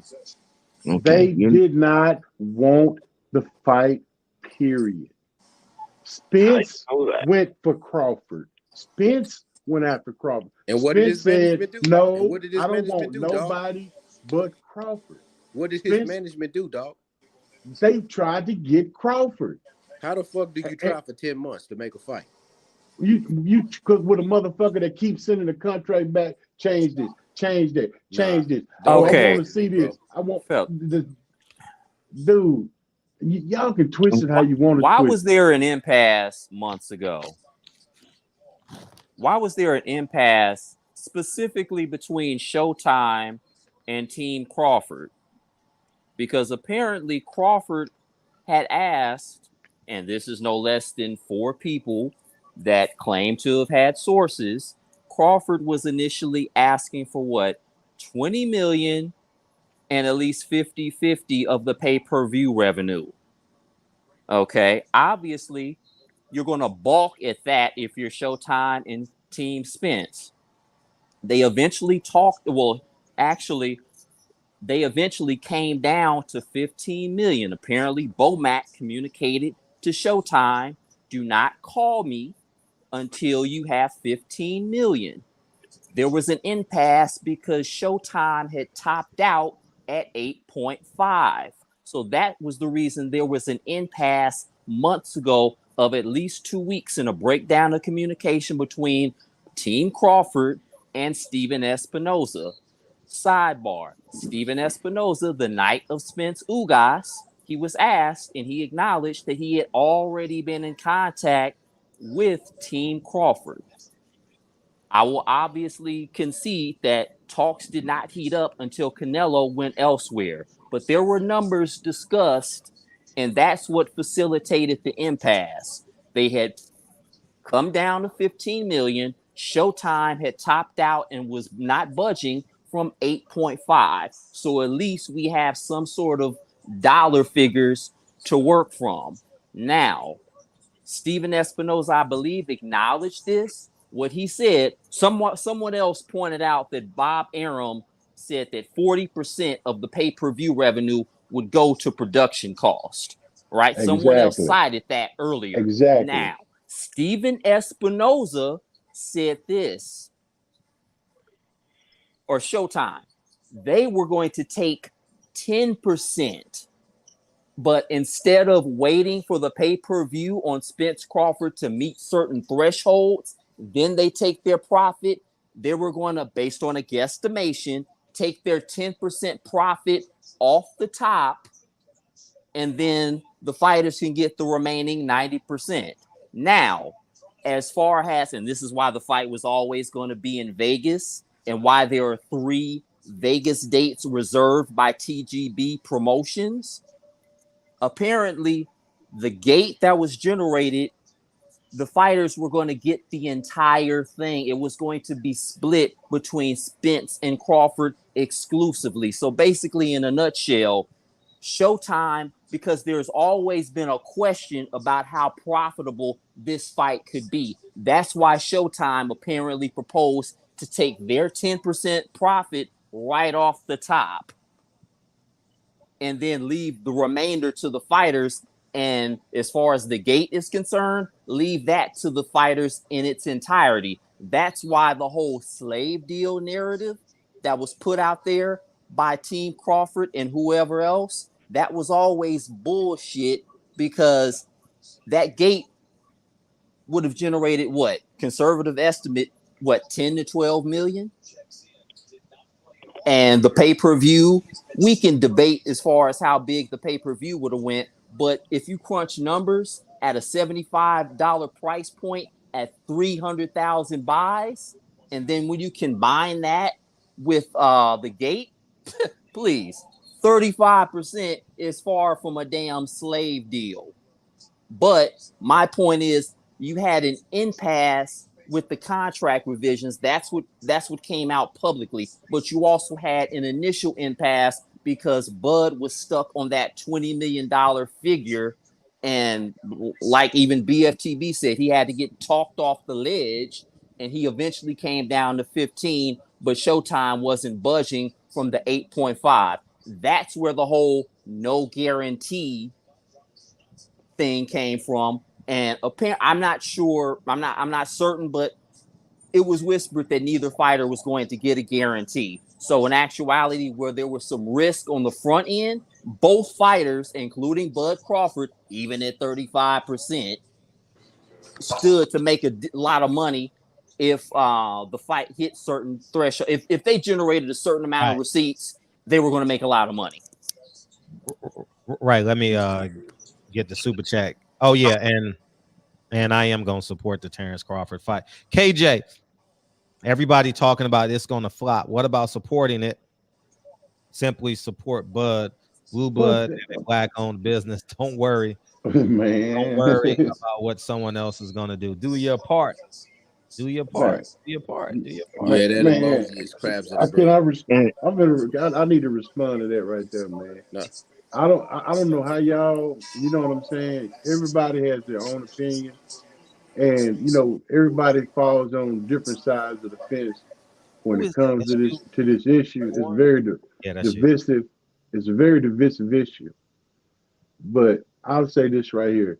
If No, it's y'all think, divisive. It's divisive. I'm gonna let you talk. It's divisive because we're not pointing a finger at what's really holding this fight up, and the real reason why this fight is being held up is not the fighters themselves, because I can guarantee you, I believe they want to fight. It is PBC and whoever's in charge of PBC, which is Al Haymon. Period. okay, look here. And we I'm gonna just go. don't want it. We don't want to hold his feet to the fire. We want to let him just slide on through as though he doesn't have a responsibility. Even though one thing I can say about Don King, we already know he was a crook. But you always got them the good fights. He made sure you got some good fights. Now he might have did his boxers dirty, but Al Haymon just gave Okay, them Wilder versus hey, Hellenius on pay-per-view, bro. hey, Wilder look versus here. Hellenius on pay-per-view. That's all I need to say. I don't got time for all that goofy shit you talking about, what dog are you money. talking about? Why is you? Wait a minute. It ain't. I'm not trying to be disrespectful. No, I'm not. Listen, No, I'm not being disrespectful. I'm saying, I'm saying the proof if is in you the don't pudding. want to hold him PBC don't care accountable, that's about us. fine. The And the PBC matter don't of care about fact, the fans. That's why they Wilder gave me in that Wilder versus fight Hellenius was for $80. For $80, you just you just saw his sparring partner run into a punch with his hands wide open. It was not a good fight. We already predicted that this was just a comeback fight. This was a fight for him to. This was a morale fight for Wilder. I agree to that. It didn't stop me from paying for it. Hey, look here. My grandmother used to. My grandmother, bless her soul, used to have a saying. She used to say, "Everybody ain't lying on you." You know what I mean? You ever heard somebody say that before? Everybody ain't lying on you. Okay. Or as Johnny Cochran would say, a preponderance of evidence. But go ahead. Look at Bob Arum during the fight when Crawford was getting ready to fight Kell Brook, he wouldn't sign the fucking contract. I don't think he signed the contract. He would not sign the contract for the Kell Brook fight. It was a bunch. Bob Arum said himself, this guy. Why are we going back to that? We're talking about right now. If I'm pointing to the fact that it's a history of this guy. Pattern of behavior. A pattern of behavior. You understand what I'm saying? Even his fucking promoter says this guy is difficult to deal with. Yeah. He got a fight. He putting money into this fight. He already set promotion up, and this guy won't sign the fucking contract. That was for the Kell Brook fight. Go back. Bob Arum will tell you that. Okay, again. So we talked. You just mentioned pattern of behavior. So you're explaining to me that PBC is not expressing a pattern of behavior that suggested that they're not on top of their game or they're not doing what they're supposed to be doing. You're trying to tell me that they did everything they're supposed to do, that they do right by their boxers. I'm gonna respond to this. That's super vague, though. And not everybody's lying on them. So you have Adrian Bruner coming out. You have Adrian Bruner coming out, and look at what Davis just said. Look at your screen. Look at your screen. They playing games. Warren, let him respond. Let me respond and say one thing. Let me say one thing right here about PBC. When it comes down to boxing, the premier fighters basically get what they want. When you talking about a Deontay Wilder, when you talking about an Earl Spence, those like fighters like that are on that level, you can't put them in the same category that you're gonna put those other guys in that are not at the top of the hill. So you understand what I'm saying? So Tank Davis is not a premier fighter. Tank Davis is a Floyd Mayweather fighter.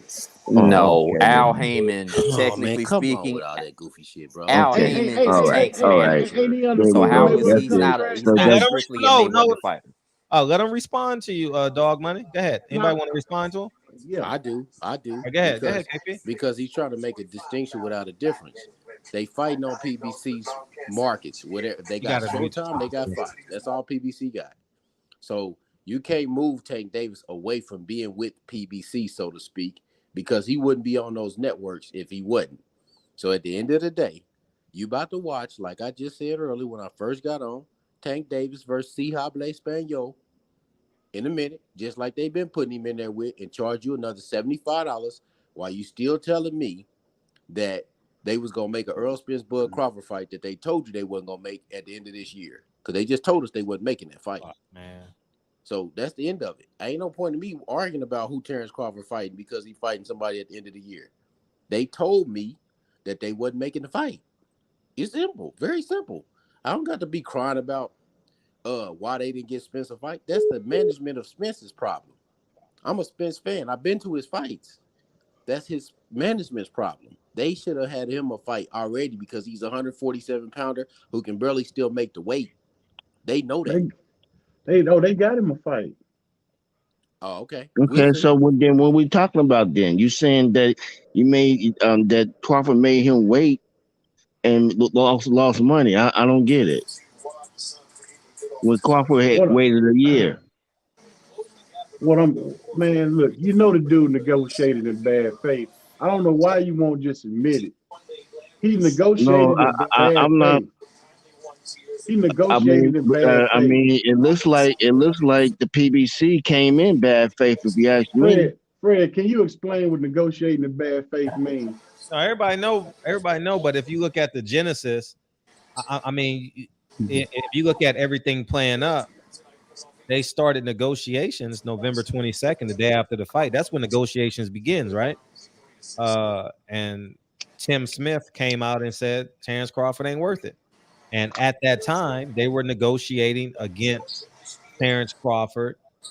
And two, they were negotiating against Eddie Hearn for Canelo's next fight. And they went all in on Canelo. Canelo is a proven commodity.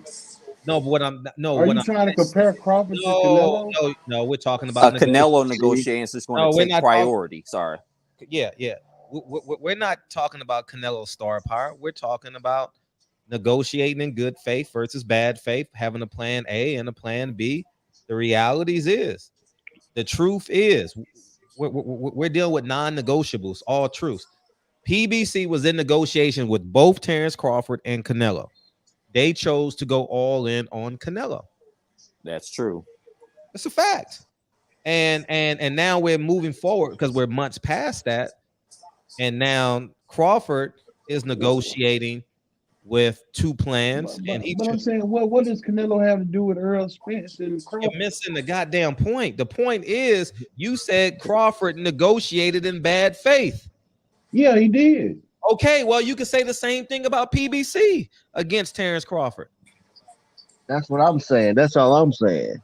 I don't think they negotiated with Crawford in earnest until Canelo walked. Yeah, and that's a fact because they went all in. How long ago was it they were talking about a Spence? They didn't even negotiate a fight with Canelo. Oh my God. They were talking they offered Canelo okay. fight deal with PBC was willing to use Errol Spence as a sacrificial lamb to get into the Canelo business. It's documented. I disagree with Fred on some points, but he posted it. It's irrefutable.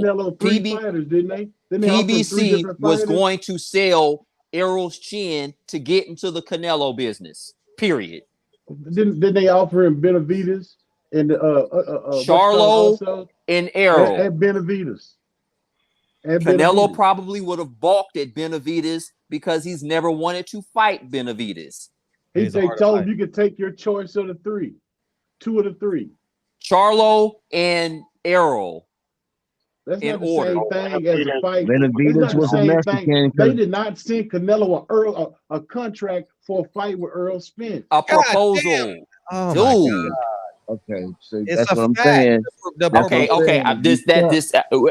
I've said what I needed to say. Go ahead, fellas. I'm sorry. The promoter said it. The promoter said it. It's as plain as day. But Fred reposted it today. Benavides, his name was in there also.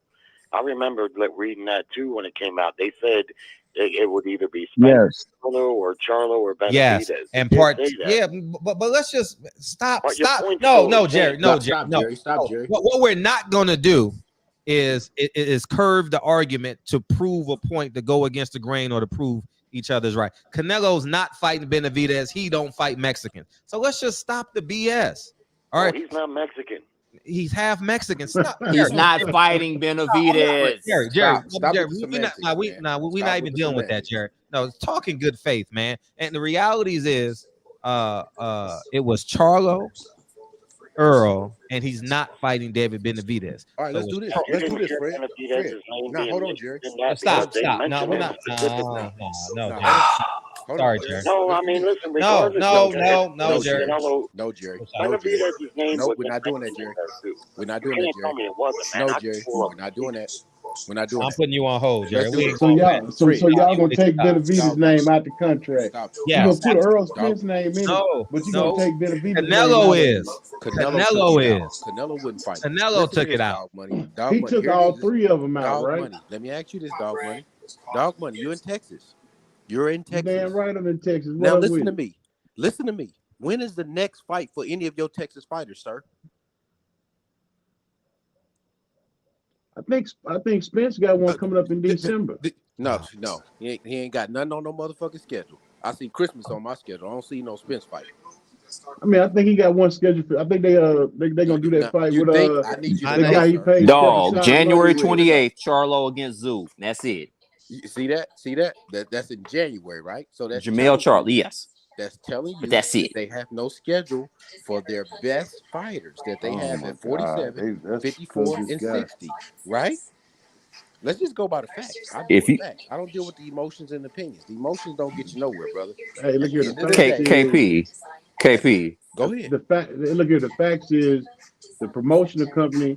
They like to do fights during the big fights during the first quarter and the fourth quarter.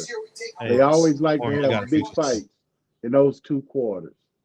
Okay, somebody was talking to me. He was about to say something.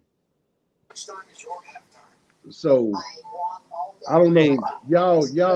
Hey, Darrell, can you close that other window because it's because it's in the background. Yeah, but Yeah, listen, man, so this is what we basically, saying. Dog money, you got blinders on, bro, for them. At the end of the day, bro. The blinders for who? But listen, just listen to me. Just listen to me carefully. Listen very carefully, bro. I'm not defending PBC. What are you talking about? Just listen. Just listen. You're not even hearing yourself. Just listen. This is what I'm saying. This motherfucker told me I ain't hearing myself. Okay, what is you talking about, brother? Yeah, let him get off. Let him get off. I wish I could finish. This is what I'm saying, brother.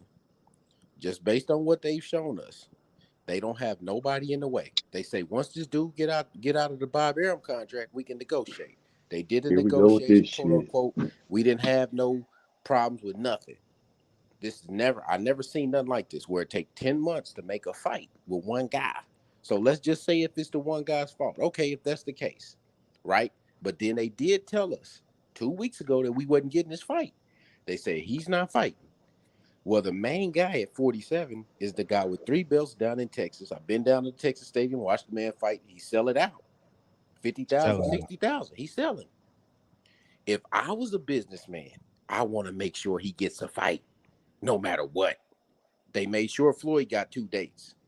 If Earl Spence is only getting 1 date, something's wrong with the business people that he is dealing with. It's nothing to do with the other guy because the other guy ain't got no backers no more. He don't got shit. He just walking off the street. At the end of the day, PBC had free lands to negotiate and make this fight for a lot of months. They didn't make it. Tim Smith, goofy ass, came out and told us a long time ago they didn't want to make this fight by the money.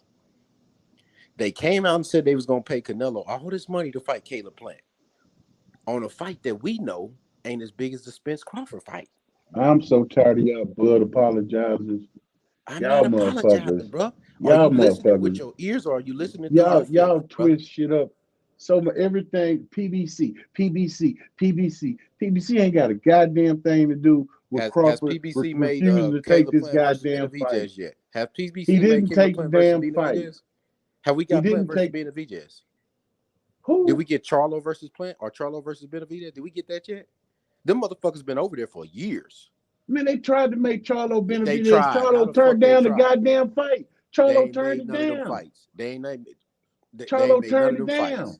They haven't made none of them fights. And your Charlo boys, turned the fight down. You can't make nobody fight that don't want to fight. As you can see, we couldn't make Bud fucking fight. could have made Benavidez versus Plant? Because they about to put Benavidez in with the motherfucking Atlanta BB. I ain't never heard Plant said he wanted to fight Benavidez. He been said that a long time ago, bro. Man, I don't even keep up with fucking Ben. You asking me about if I don't keep up with Caleb Plant. I'm just or asking fucking you. I'm just Benavidez. asking you about your. You favorite asking me manager's about clients, people bro. I don't know anything about. I'm just asking you about your favorite manager's clients. That's all I'm asking. I don't, man. He got fucking what about 100, 200 goddamn. I don't know all them goddamn dudes. And when the last time you seen any of them fight? I don't know. I Them don't watch motherfuckers all are the starving, damn bro. fights. They probably I don't watch all the now, bagging fights. groceries, bro. They probably have Aldi's playing security guard. Maybe so. I don't give a fuck. I don't watch all the fights. Only fights I care about is basically the premier boxers. If it ain't done Deontay Wilder or fucking Anthony Joshua or the big fighters, I don't too much pay attention. You know me, of course, I love Tank Davis. I watch all his fights, Devin Haney. But man, the majority of them motherfuckers, I don't even watch that shit. I don't even be interested in nothing going on with them. All right, well, You know, and really, what we telling you is they ain't making the fights, bro. Over there, they ain't making no fights, and then they just had a good ass card about 2 weeks ago. Huh?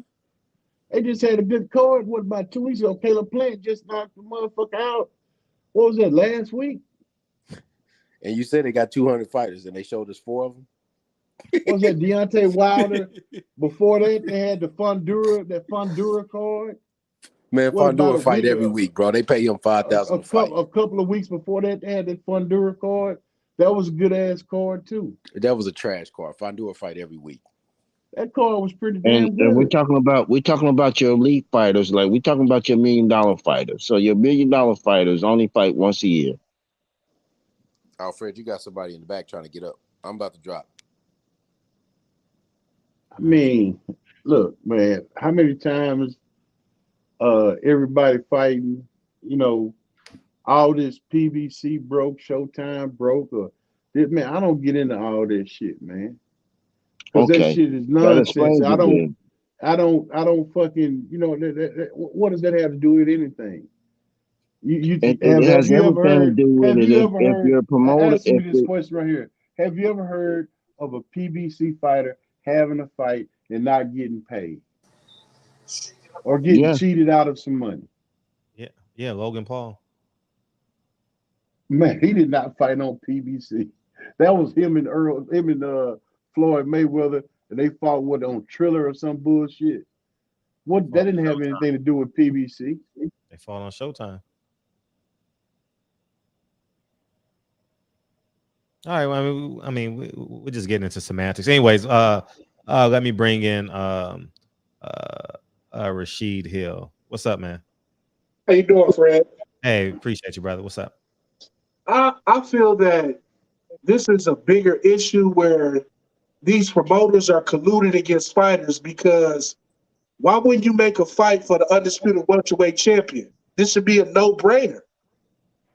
I feel that Al Haymon, he's circling his wagons because if Spence lose, my money man is gone. Like you said, he tried to sell him to Canelo at a catchweight. It's just, and the Crawford hate is crazy. I mean, to be honest, Crawford is a more established fighter than Spence, but you know, we got our Spence fanboys. But it just seems like everybody's scared of Bob Arum because nobody want to touch Crawford.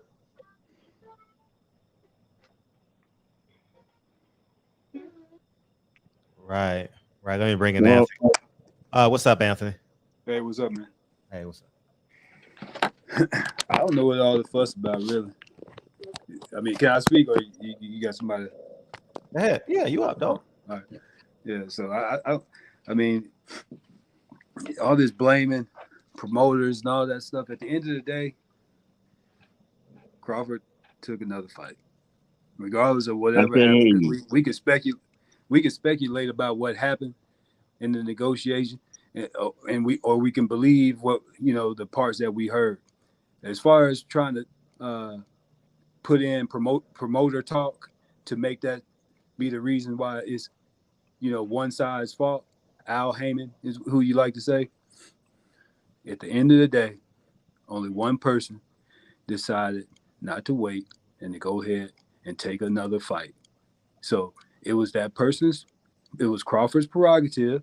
If he can go and get $10 million, hey, I mean, I say more power to him, But if you're going to blame anybody, at the end of the day, you got to blame the person who lit the match and set the fire.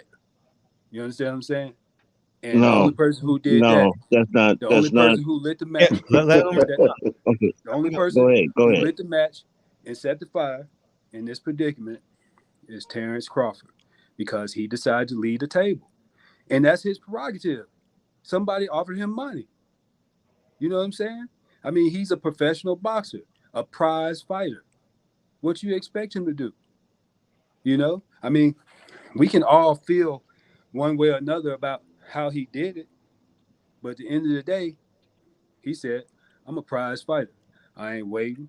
I'm about to go get this bag. And that's what he did. So if you want to blame somebody, blame the person who left. All right, got it. All right, let me bring in H Money. H Money want to respond. Go ahead, H. Yo, what up with it? Fred, what's good? What up, Warren? What's up with you, Warren? What's good? I had to come in with the smoke, man. I hear y'all cooking, man. Hey, Fred, man, Terrence Crawford, I felt like he had an opportunity to make boxing great again by fighting on the biggest platform. And we all know that Showtime Pay-Per-View. That's where Floyd Mayweather fought on. Deontay Wilder and Tank Davis. The biggest stars in boxing, even great fighters like Mike Tyson. He fought Evander Holyfield on Showtime Pay-Per-View. And I wanted to see that for Terrence Crawford because I'm a Terrence Crawford fan. But at the same time, I'm happy for Blue Blood. I'm happy that Blue Blood, he signed Terrence Crawford. And Blue Blood put the fight together with David Avanesian and Black Prime. So, man, I think Fred, it's a lot of ways to look at this. A lot of people look at Earl Spence that he was ready to fight. He was ready to fight. He was ready to go. And Terrence Crawford, he made another move. And he had an opportunity to make boxing great again. And he didn't do it. So Fred, check this out, man. I think Terrence Crawford with Blue Blood, that's a great move. By Terrence Crawford teaming up with Blue Blood, now Terrence Crawford, he got possibly the best promoter in the game. Blue Blood is the most powerful man in boxing on YouTube when it comes to this internet. Fred, exactly? Can't nobody do what Blue Blood does. He's the best at what he do. And now he got Terrence Crawford, who's considered to be number one pound for pound, the best fighter in the world, the face of boxing. What you think about that, Fred? Terrence Crawford teaming up with Blue Bloods. He needs a softer image in the public eye anyway. I'm just happy for Blue Blood. I genuinely believe that when you mentioned Showtime being one of the biggest platforms, it may be. I'm not disputing that point. Warren, you got to mute yourself. Is that? Yeah, that's Daryl. That's Daryl. Yeah, Daryl. I think that when you got 6 months to make a deal, and you're doing Floyd Mayweather fights in 3 months, it's no reason why Terrence Crawford, because the biggest dilemma was he's on the other side of the street, and then when he gets off the other side of the street, there's another angle, then there's another angle. So I personally don't care about the fighters. I don't doubt Earl Spence is afraid of Terrence Crawford. I 100% believe he wanted to fight. I believe Terrence Crawford wanted to fight. And when you give a man two chickens and he got one chicken over here, you're gonna go with the two chickens, and bird in the hand beats two in the bush. So if that money is legit and they putting the fight on, you know, I think it's a good move by him. You know, from a fan's perspective, I want the fight. You know, but I would rather, I ain't gonna lie, I would rather Blue Blood get an opportunity than me watch Spence Crawford. I ain't gonna lie to you. I'll keep it a buck. So that's where I'm at with it. And the fight is still in play. Errol Spence has only fought once this year. Tank Davis once, Wilder once, Jamel once. Who's the next biggest? Well, I got a fighter, David Morrell Jr. He's with Al Haymon and PBC. Yeah, but he's not getting paid much. He's not getting okay, paid. but yeah, he's staying active though. Yeah, but okay. I mean, Andy Ruiz one time. Who else is $1 million fight over there? One time. No, if you've made $1 million on PBC, you've only fought once. Gary Russell one time. What does that have to do with this fight? The point I'm alluding to. It sounds like the point. You asked the question. Now let me answer. Okay. All right. What I'm saying is, PBC is only allowing their A-level $1 million fighters to fight once a year. They're not double backing. They're not. And Jamel Charlo fought in May. He should have fought in December. No, he's not. Oh, is that PBC or is that Showtime? PBC don't buy the fights. They don't pay the fighters. It's Showtime. Okay. No, that's too simple anyway. That's too simple of an analysis to try to make that to be, make that like that proves your. Well, look at the year before then. Well, look at the year before. There's a lot of Keith Thurman only fought one time. It's a lot of consistencies there. Let me ask you a question. If you could buy another apartment building like you have that's producing as much income as it's producing, would you buy it? Sure. Okay. So at the end of the day, if the product that you're trying to pay for a certain amount of money, and they want more, and it's not going to produce what you think it's supposed to produce, then you stay away from that. You wait for it to either come down or for the product to rise up to that level. So, I mean, you're not making any points. I mean, at the end, if we're talking about Terrence Crawford and Errol Spence, I'm sure that if it could have been made with them getting $1 million or 1.5 a piece guaranteed, and then they were about the back end, that deal probably would have been made.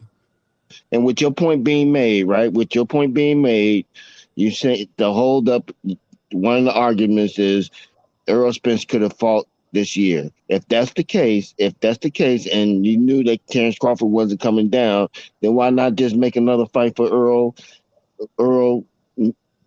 with something else then? Why not just set up a fight? Hold on, let me finish. If you feel as the management team that the negotiation is getting too far out of reach, you have 6 months. So you figure by the third month, shit is still going sideways. Then why not just schedule, at least have something in your pocket? Say, okay, if this don't fall through, I got this on the side. Let me go over here and negotiate, because they did it in May with Canelo Alvarez and Terrence Crawford on the table. So they was trying to make a deal with Canelo Alvarez at the same time talking to Terrence Crawford. So if that's the case, why not do it again on the back end when the Canelo Alvarez deal didn't come through? Well, that's where Errol was at fault, because he communicated to Steven Espinoza that he only wanted the Terrence Crawford fight. Exactly. And he also batted away PBC's attempts on multiple occasions to have him fight Keith Thurman. My personal belief I mean, what that got to do with the Crawford fight, though, man? It doesn't. They don't have nothing to do with it. It's the point that Fred was trying to make. I was just trying to point go about by with his analogies. This is why there were no contingency plans, because Errol was singularly focused on the Crawford fight. That's why there were. I mean, that's the fight that we want to see, though. That's the fight that everybody wants. I'm not being critical. I'm just saying that's what transpired. The gentleman asked, "Well, then why did he have any other options? Why did he have let him other talk? fights?" Let him talk, dog. He said, "Why didn't Spence have any other fights lined up. That's why, because he communicated to the people in charge, he wanted Terrence Crawford. Personally, I believe the only reason why Showtime and PBC hung in this long was Errol Spence's insistence on delivering him Terrence Crawford. But Errol did not have any contingents. That's why there were no contingencies in place, because Errol was focused on Crawford only. Go ahead. And quite frankly, Terrence Crawford didn't have any contingency plans until maybe early this month. It didn't fall through to his lap, just like Blue Blood said. Terrence Crawford made it clear to him that he wants Errol Spence, and he's going to stick with that. And when it started to unravel closer, he said, "Can you do something? All right, I will entertain this, but you got to. It has to be this way, done this way." And it fell through. I mean, it came through. Blue Blood picked up the ball and he ran with it and got the man a deal within a few weeks. I mean, it is what it is. I think the ball got rolling on that prior to their quote unquote chance meeting in New Jersey at the Shakur fight. I think this has been materializing over the course of a few months. Now, they're not going to come out and not say according that. to what Blue Blood said. Now, Blue Blood just came out and said that this happened within a few weeks. Facts. And Warren is right. And Blue Blood is a man of his word. I believe Blue Blood. You feel me, Fred? Because Blue Blood ain't got nothing to lie about. Blue Blood is a stand-up guy. Crawford and Blue Blood initially spoke about May, June. Well, Blue Blood is speaking on behalf of Terrence Crawford. Terrence Crawford is now signed to Blue Blood and BLK Prime.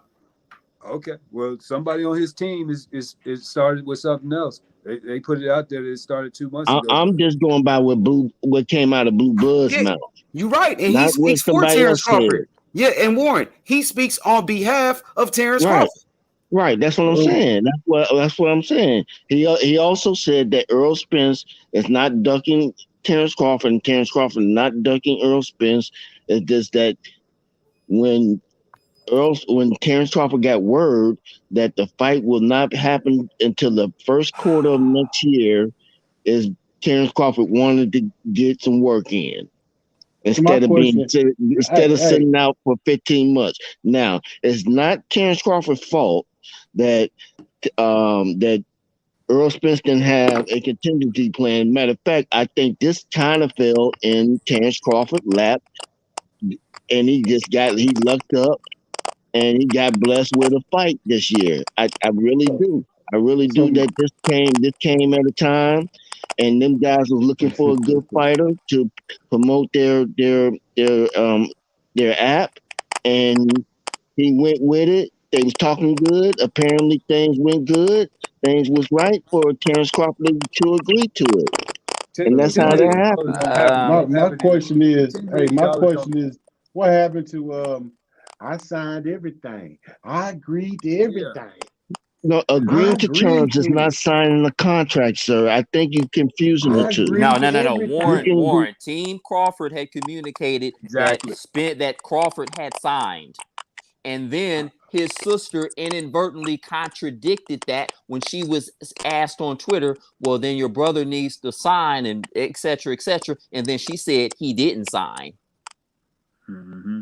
And then Crawford claimed, hold on. Crawford claimed, I agreed to everything. How would you agree to everything? And then you're still arguing terms in public, terms such as transparency, terms such as bilateral rematch clause, terms such as being able to approve PBC's what's the guy name that be on ESPN? What's his name? Carpenter. Okay, Carpenter specifically said that terms was agreed to, so I'm going by that. And I'm not saying that he's right or that he's got, that he holds the holy grail to the truth. I'm not saying that at all. Because he doesn't. Carpenter is team bud, but go ahead. But just call a duck a duck, man. All right. So again, based on what that article said, when I read it, It says that the lawyer still has to iron out the details of the contract, and which means that it was not signed yet. So it's like I said, okay, I agree. I tell you, I give you my word or shake it on. Yeah, I agree to these terms, but let me lawyers look at the contract, and we'll see if. And then if they give me a go, they give me the nod, the heads up, then I'll sign it. As a matter of fact, it's been rumored or it's been reported that Terrence Crawford even had to get rid of he had to get rid of a lawyer to get another lawyer to try to make the deal happen. So it's a lot of other stuff that played out in the deal. My whole point is this. You can't blame Crawford for Errol Spence not being able to fight this year. That's on Earl. That's on a Earl periphery. Management. That's on the periphery. That's All not right, the let me central bring issue. someone else in. Saul want to A respond. duck Go ahead, is a Saul. duck. A Go ahead, duck is a Saul. duck. Go ahead, Saul. Saul? All right, hold on. I'll stay in the back. Give me 1 If you minute. have a Spence contract, a revised Spence contract let's in bring your in Max. hand, and you choose to go in a different Okay, direction, Max. a duck is a duck. A duck is a Yo, duck. all I gotta say, man, fuck this fight. How we getting some money today, Fred? What's good, man? Oh God, this motherfucker. Man, fuck this fight, bro. I need my bank account helped out. I don't give a fuck about these two motherfuckers that don't want to fight each other. Like, fuck that. We on here Don't speculating for say fucking two. 5 Don't days, say bro. two. How am I gonna get some more money? How am I gonna take this and flip it, bro? No, don't say two. Say one motherfucker that don't want to fight. Shit, DM was ass. Shit. You said tomorrow, man. What's up? It's Money Monday, Fred. What's up? What's You the said tip of the day? tomorrow. You said tomorrow. Oh shit, you right. I'm a day behind. You're a day ahead. Yeah, you're a day, Day- whatever. Man, I'm all fucked up, bro. You already know. I've been working like a motherfucker. I forgot what day it was.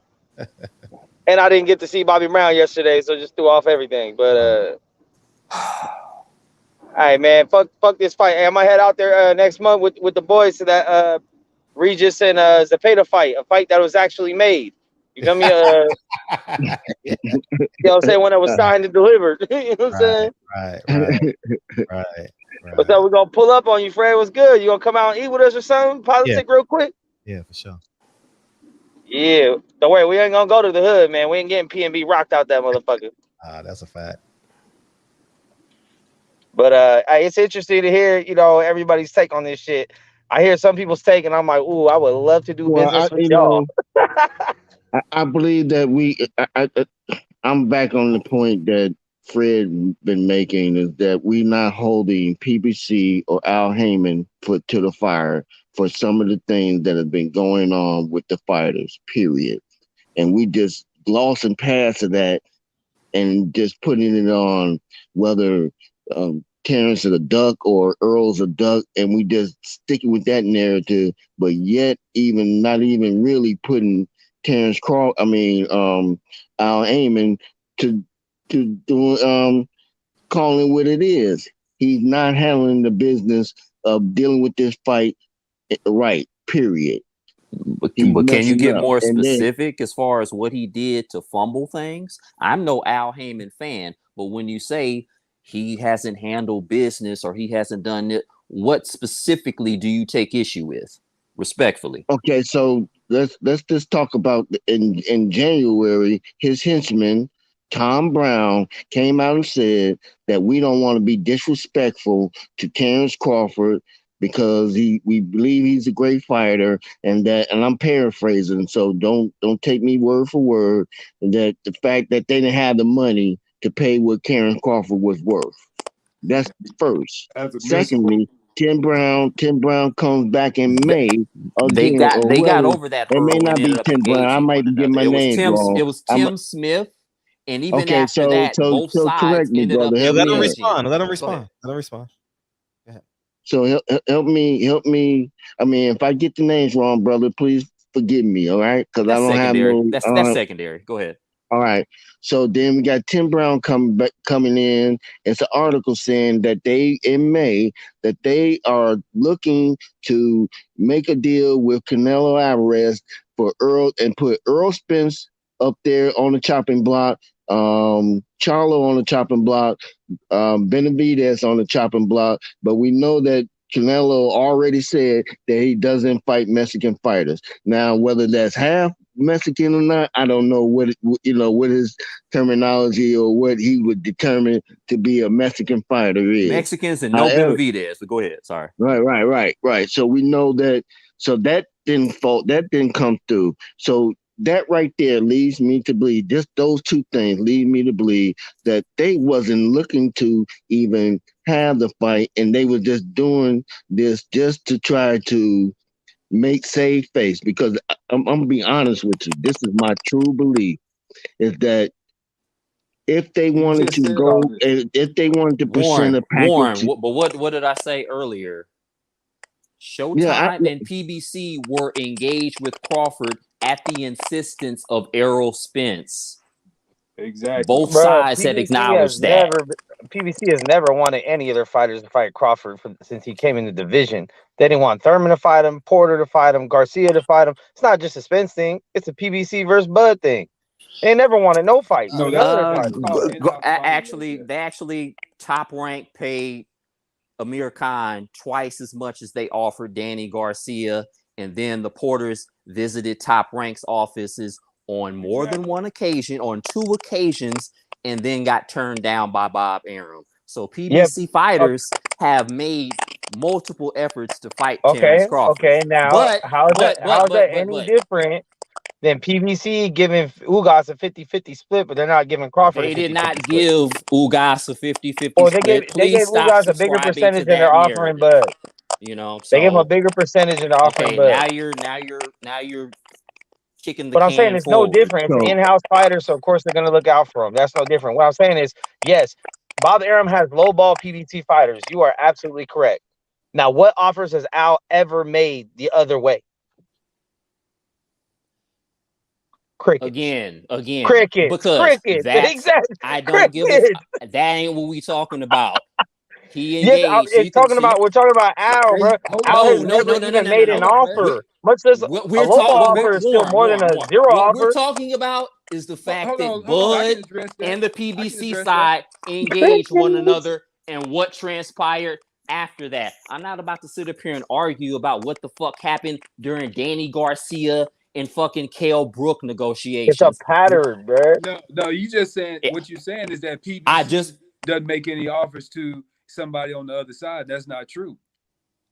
What was offered? Then you have to say that it was no fight between Deontay and Fury. That was a split promotion. I'm talking about PBC to Bud. I'm talking about PBC to Bud. I just got finished going over the PBC fighters who tried to fight Bud, but then got lowball. Yeah, moved past that shit. No. We're not moving past it because you mentioned PBC fighters trying to fight Bud. Like I said, you mentioned them trying to fight Bud, but you said that Bob lowballed them. So if they were trying to fight Bud, there's another promotion involved. So if Bob lowballed them, then why didn't they make an offer to Bud the other way? Even if it was a lowball offer, they made zero. Is still a lowball is still more than zero. Max, that's just him saying that Bud's gonna get a bigger cut. He already has to pay Bud a certain amount. If you're gonna come over here and fight with Bud, this is all I feel that is worth. Okay, once the fight between him and Porter came down through by that belt, whoever belt they were fighting about. I mean, who was it? WBO. Once they sanctioned it and made it a mandatory fight, then it was either Jerry. The champion was going to make the champion's promoter was going to pay for it, or they were going to go to a bidding war. That's how it works. Right, and Bob took on that fight and decided to take it on after he then said that he's not Terrence Crawford wasn't worth it, but that's neither here or there. All I'm saying is Al Haymon has to be held accountable for the way that things have been happening. You can't just leave him out of the picture. It's like Fred said, we are scared to even deal with the fact that Al Haymon needs to be held accountable. I don't get it. Oh my God! It's not accountable none. Let's bring in Rob. I mean, even Fred's whole argument has been annihilated. Yeah, that's you. It's been annihilated for him to put Canelo involved in any of this. That's promoter talk. You can't put that because Spence is the fighter. He decides who he wants to fight. I agree. Yeah. Okay. Ramen, go ahead, Ramen. What's up, man? I apologize for having you wait. I'm sorry, bro. Hey, you good, bro? It's Rockman, as my dad would say. Yes, sir. Yeah, I'm gonna come with the kumbaya. You know what I mean? I mean, we could argue till our face turn blue about stuff we don't really know the specifics about. Like only Bob Arum, Bud Crawford, those PBC fighters, Spence, and Showtime, Fox. We only they know the specifics, and Fred, because Fred got the people calling them, you know what I mean, and text them all throughout the day. And Fred, don't worry about Jerry, because I tapped into 5 shows today, and Jerry was on all of them. That's oh yeah, Jerry's cool, man. Jerry ain't got shit to do all day. Now I'm just playing. Jerry's a boss. Yes, he is. Yes, he is. Yes, he is. But we complain about the suits. We complain about, Al Haymon not making a fight, Stephen Espinoza lying, little Steven, all this other stuff. What we have here is a great opportunity to stick it to them. You know what I mean? And I like to quote or coin, or not the coin, but use a phrase that Claude Addison used. It's called inappropriate behavior by black people. You know what I mean? We sit here arguing about stuff. You know what I mean? You breaking up. Yeah, we ain't. You breaking up really bad, sir. Going in and out. Yeah, I agree with that though. Because there's only one thing that's. Can you hear me now? Yeah, go ahead. All right, because I'm driving right now. It's on the bad area. Inappropriate behavior, arguing about this stuff when we have something here. BLK Prime, allegedly it's a black-owned business, and we have a fighter that's out of the loop. Plus, we have a brother. I don't subscribe to LBDC. I don't subscribe to new media. I'll subscribe to none of that. Like I'm new to this right now. You know what I'm saying? I've been watching y'all for a while as y'all develop, and what saddens me is right now I see how it just split apart because Blue's involved with this thing, and I'm looking at all the videos. It's like on ground zero. You know what I'm saying? And I'm like, I would have thought, as as powerful as LBDC is, as many of y'all is, as many supporters y'all have. I think y'all have over 1 million supporters. If I look at all the subscribers, I'm pretty sure y'all got subscribed subscribe back and forth. But some of y'all, got 250,000 subscribers and stuff like that. I even look y'all up on YouTube net worth and see what y'all worth and stuff. Well, see how much money y'all bringing in. Just to see the logistics of it. You know what I'm saying? Like how serious this thing is.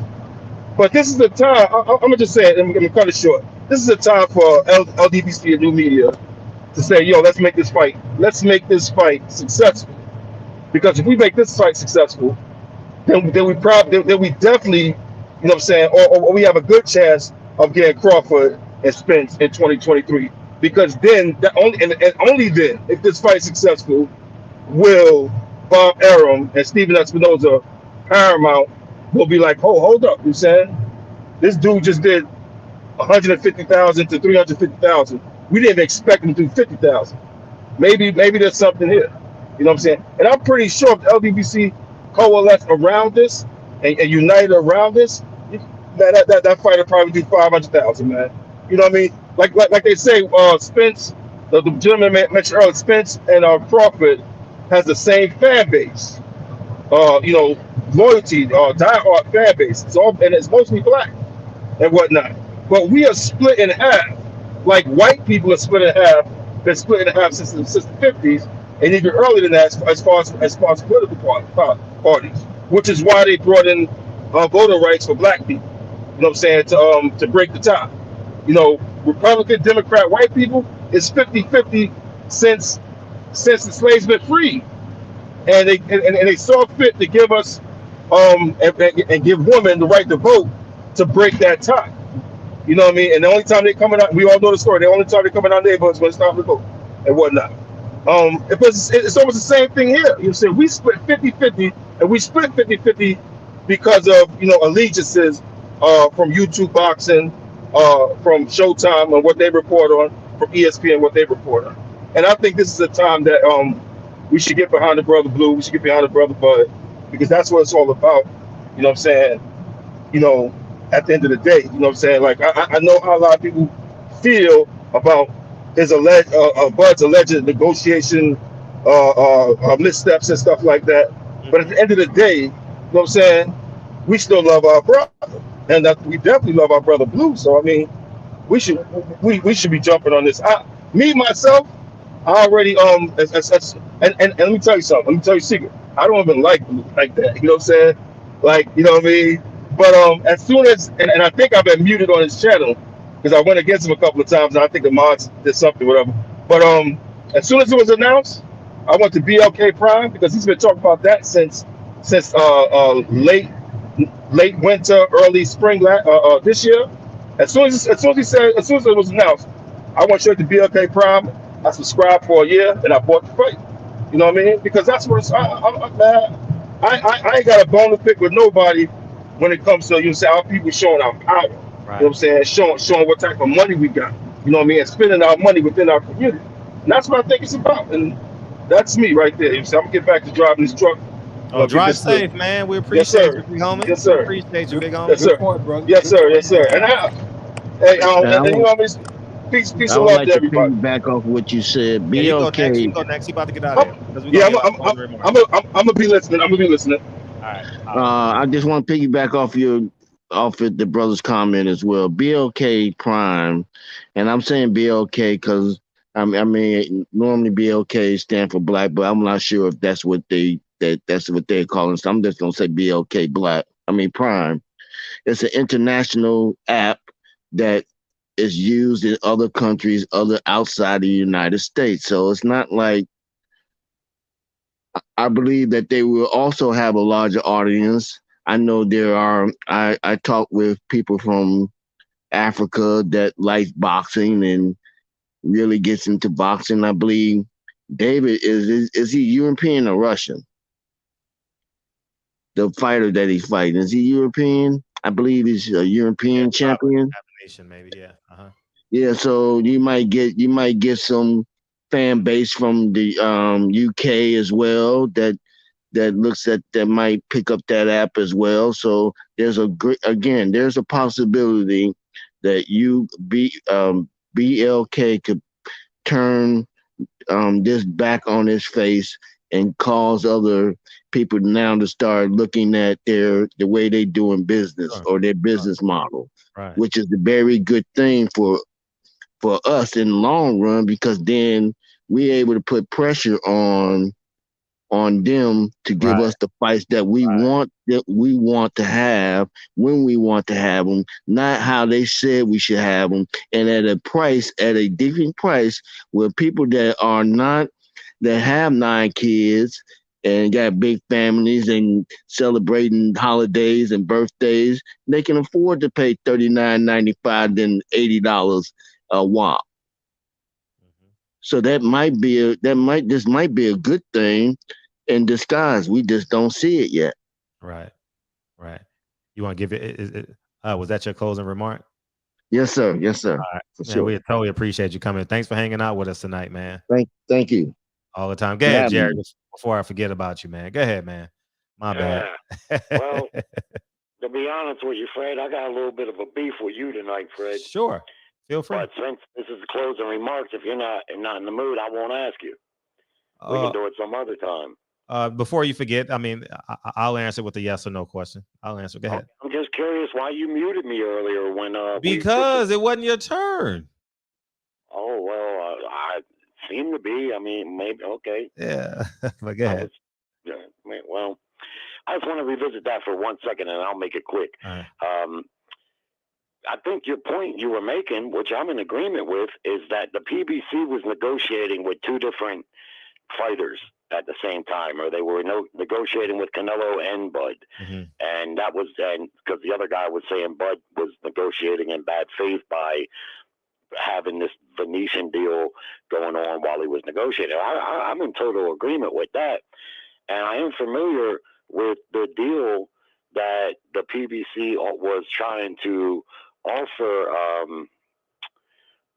Canelo for was a 2-fight deal for $100 million, and reported on Boxing Scene by way of Dan Raphael. Breaking news: Al Haymon and PBC counters Dadson's offer to Canelo Alvarez. Now offers Canelo a 2-fight, $100 million deal that will have him fight Jamar Charlo in May and David Benavidez in September. So my only point was, I did hear Spence's name in that deal also, and they were negotiating the Crawford fight still when they did that. So we're in agreement there. But Benavidez's name was definitely in the conversation.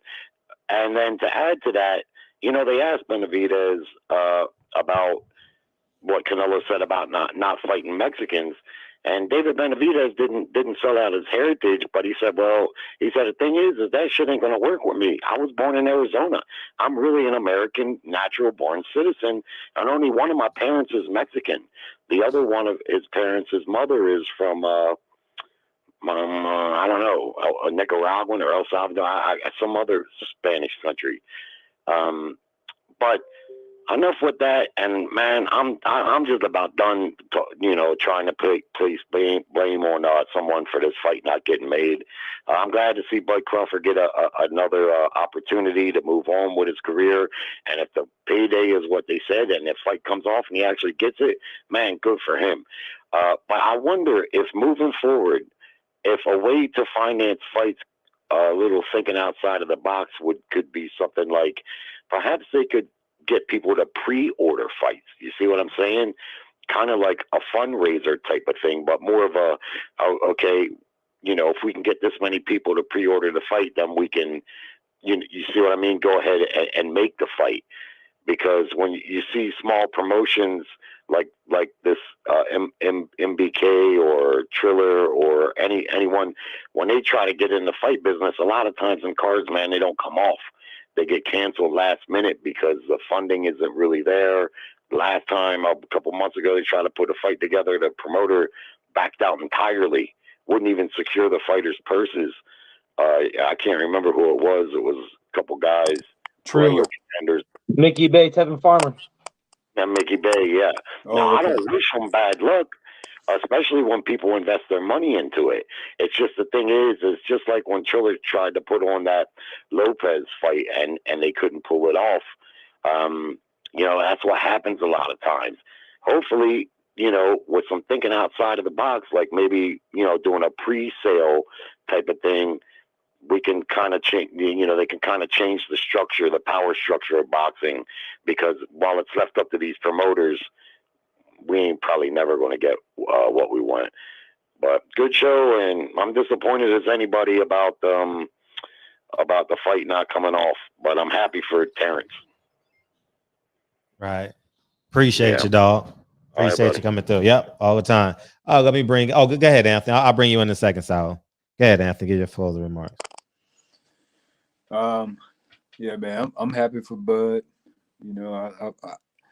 I'm always for a good fight. Bud's gonna get out there, probably get a nice knockout. But as far as trying to blame anyone, the only person I see here that you could blame, if you're gonna blame somebody, is Bud, because he walked away from the table. Trying to put the promotional talk in there to make it that PBC or Earl did something wrong. This is a negotiation right here between Earl and Bud that started. All the promoter talk to try to get Canelo over there, you can't make that argument to say that PBC was doing something as far as Shady. If Bud in all actuality was negotiating another fight, that's his right, man. Who he signed with? Him. He can negotiate 2-3 fights and take whichever one is best for him. Sure. You know what I'm saying? I mean, and when you talk about these fights not being made, you got to look at it, man. These guys want a lot of money. If the fights aren't able to make the money back, hell, you a businessman, you ain't doing the fight either. Right. You know what I'm saying? I mean, unless you can get the advertisers, somebody that's gonna cover it cover this tab. It ain't happening, bro. So I ain't blaming Al, PBC. I ain't blaming. In that case, I'm only blaming the fighters if they won't accept the money that's being offered to them to make that fight. And hell, if they're saying they worth more and they don't want to make the fight, I guess eventually they'll find out. Mm-hmm. They'll find out because they won't get any fights. You know what I'm saying? And then they'll have to start backing up and taking that money. If they want to keep the things that they have acquired and keep that lifestyle. So that's all I got to say about it, bro. Good show. Thank you, dog. Appreciate you coming through, man. Yeah. Yeah, Saul, what's up? Want to give you closing remarks, Saul? Hey, what's up, Fred? Hey. Hey, real quick off of him, man, I don't know how he stays on here talking the same thing all the time, and it doesn't make any sense. Not to me, at least. But I mean, everyone can think what they want, but I mean, you just have to blame the promoters. Like if Bob had Errol and Spence, and if it was the other way around and he had Crawford and then Spence wanted to come over, like we blame Bob, like easy.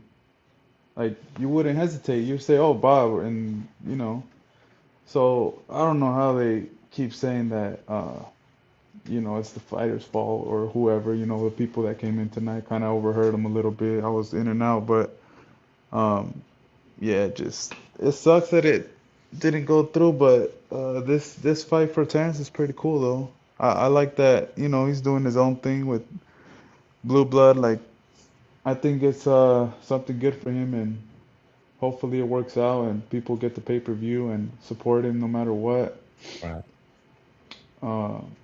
But yeah, I mean, but as far as Tank, I didn't really get to see what you said on that. What was the tweet that he put, or what was it, real quick? Because I didn't see what happened. Yeah, they playing game. Oh man, it's getting real public now, huh? Oh yeah, I told y'all, man. Oh yeah. Oh God. He still has it up? Nah, he took it down.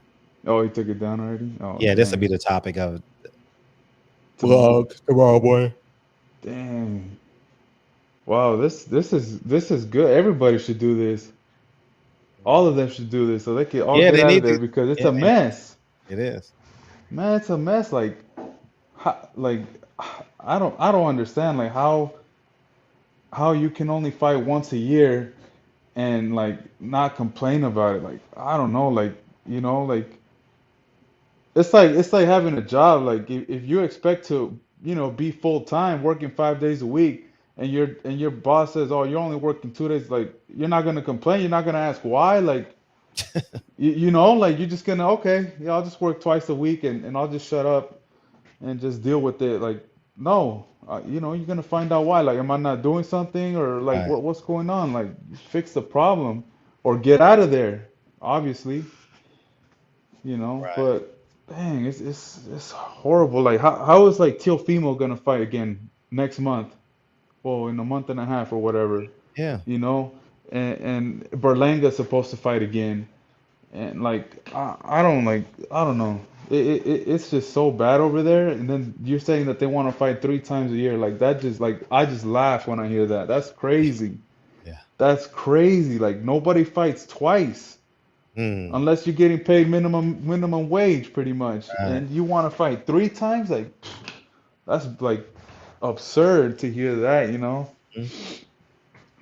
But wow, like they might as well just go to like try to go to the zone or something, or Right. a lot, something else, because this is not gonna work. Like Tank, like if I don't know if there was a way, I would say he should just go to like ESPN. That's where all the lightweights are, but I don't know how complicated that is. Like I don't really know that much, but.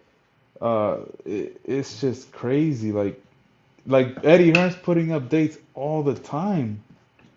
Like he's got Estrada and Chocolatito coming up. He's got fights coming. He's got Katie Taylor. Like I don't know. He's got a whole bunch of fights. Like he would have dates for them, and then he would have a good undercard. They'd probably put them on the undercard, or like Katie Taylor on the undercard. I don't know. Something would be worth there, but it's just crazy.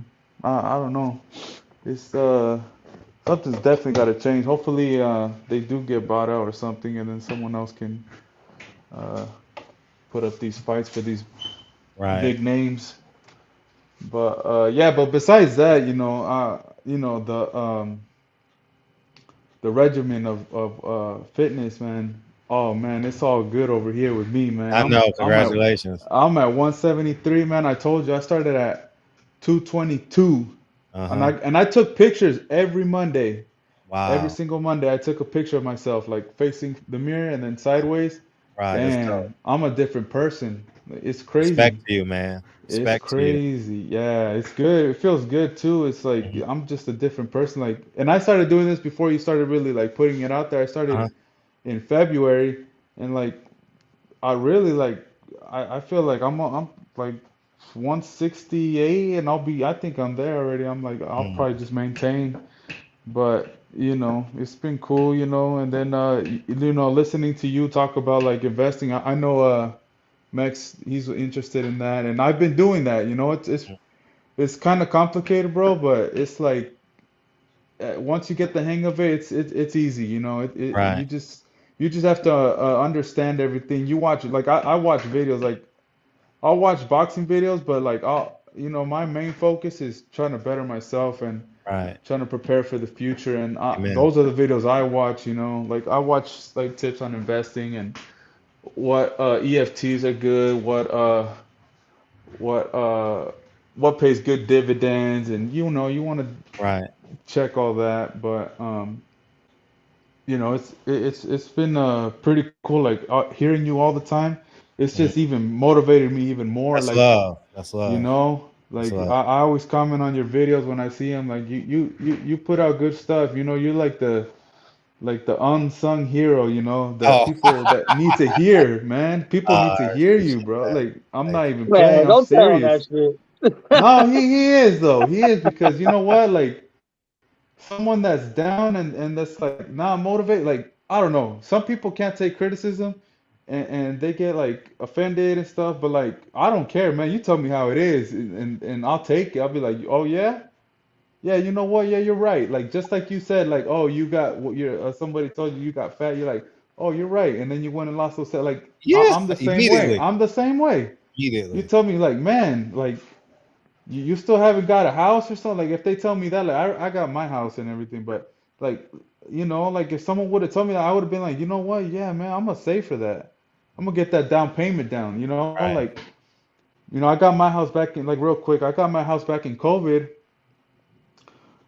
Those stimulus check, like that, I didn't waste it on like garbage. Like I use that for my down payment for my house, and beautiful. it just, I don't know, like it's a good thing that what you say. Hopefully people get motivated by all the stuff you say, and they actually try to do these things, just like you, Max. Like you're trying to invest now, like that, like people like that, that's good that you hit those people. That's the ones that count.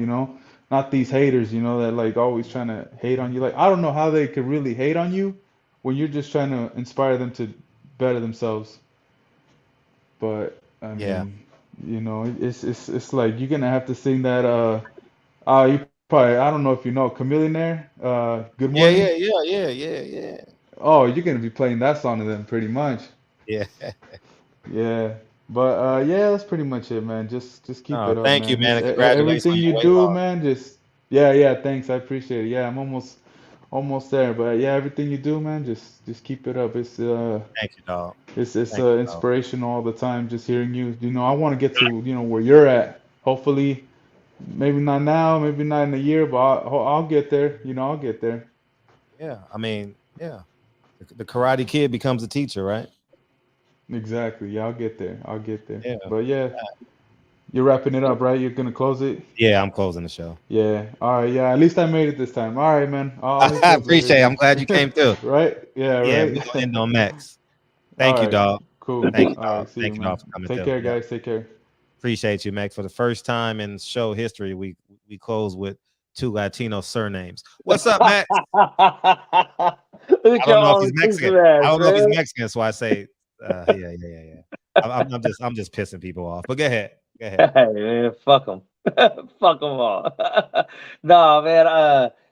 Yeah, man. I'm motivated. I'm ready for tomorrow, man. I'm kind of burnt down on this fucking subject matter because nobody knows nothing about shit. You feel me? So, you know, at the end of the day, this fight, I knew this fight wasn't gonna get made this year. I told everybody it wasn't gonna happen.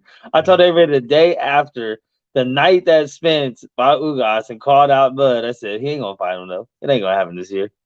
And here we are, man. But man, I can't wait to look forward to. I'm looking forward to tomorrow, man. I'm trying to really trying to level this shit up, man. I feel like you're turning into the OG we should have been had. You feel me? You got the game, dropping it down, and that's how it's supposed to go, man. I see you winning over there. I'm trying to win too. So, thanks for everything, bro. Thanks for the open platform, like always, man. Let everybody get their spit off. You know what I'm saying? But I'm on this money motivation tour right now, man. You know what I'm saying? So you're headlining this motherfucker. I'll be the opener. I'm headlining. I'm headlining. All right. But hey, I'm gonna holler at you tomorrow, Fred. I'll be in there. And I'm off, so I'll be there bright and early. Yeah, just come in. Yep. All right, much love, bro. Yeah, everybody's welcome. Just come on in. And yeah, I appreciate you. Yeah, Jerry, you cut him off, Jerry. Go back. And then you started kept talking. Like, come on, Jerry, let him get off, man. And obviously I disagreed with you, so it felt like I was cutting you off because of that. No, but yeah, man, and if you guys need more of what I'm telling y'all, see, I'm actually saving the sport. Y'all think that I'm not because y'all are in love with your favorite fighter, and you don't think and or see past your favorite fighter. But I'm willing to bet. Tank Davis said I need to take my talents elsewhere. Obviously, he's training in Miami, so he wanted to. He's quoting. He's channeling his greater LeBron James. You know, take my talent somewhere else. Yeah, he's down there in Camp Cunningham. But the moreover I want to say is, Tank is fighting. Tank is fighting right now. I could see it in his tweets. He's not mentioning names. He's fighting. He want to say something. He don't want to say something. But you know, he ain't getting the fights he want. You know, and they making him out to be like this Harlem Globetrotters type of fighter, and he's not. I've seen Tank with my own eye. I tell you, Tank is talented. All those guys are talented. Devin Haney is one of the best fighters in the world. Tank is one of the best fighters in the world. Shakur is one of the best fighters in the world. Keyshawn Davis looks like he could potentially be one of the best fighters in the world. Ryan Garcia has a left hook, and he's more rangier than the three. So, you know, we'll see. You know, he has the quickest hands out of all four of them. So, and I think those guys can make great money. And I think they need to put it together somehow, some way. And anyways, who need to talk about that? But the fact is, the truth is the truth. And I totally appreciate y'all coming through tonight. This was an awesome show. Stand by what I said, man. I can't believe we've been brothers for this long, and you guys are putting a fight before the success of one of your brothers. I think that's despicable. You know, I think that's classless. I think it shows a lack of manhood, and maybe you did or did not have a father in your life. But when a man has been standing beside you since this pseudo YouTube network since day one, and you want to fight over his success, that's all I'm gonna say. Yeah, Birdman, can we talk race tomorrow? Yeah, for sure. You know, and so I stand on that, man. You know, the nerve of men to Blue Blood out here succeeding. And I'm not getting a dime from Blue Blood. I actually don't get a dime from nobody. I don't really, I choose not to have gifts, you know. You know, I don't accept free tickets. I don't accept free pay-per-views or nothing like that. You know, I pay for everything. You know, I know the tax laws, so I'll get my money back somehow, some way, legally. You know, so I'd rather you spend your money on yourself. And but yeah, man, I totally appreciate y'all coming through tonight, man. But if it was anyone, if it was Mex, they called Mex and be like, man, I like how you on the barbershop, man. I'm rooting for Mex. Mex is with me here every day. Why wouldn't I? I want Tiafimo fight versus Mech Success. It don't add up to me, man. It definitely don't add up. So it is what it is. But I'll say it again. PBC fighters, if Al Haymon owes you money, you better stop praying to God and call Al Haymon. That's all I'm saying. And get your money, man. Get your money, man. That's all I'm gonna say. If not, then hey, don't say I never. I can't call all y'all. I don't have all y'all numbers, you know. But anyways, man, I totally appreciate y'all. Thank y'all for coming. The Yankees got swept. It's terrible, man. I cleared off my day tomorrow. I cleared off my day to watch the Yankees at 1:30. They ain't going. It's over, you know. So I guess I'll be watching Monday Night Football with y'all and listening to me rant.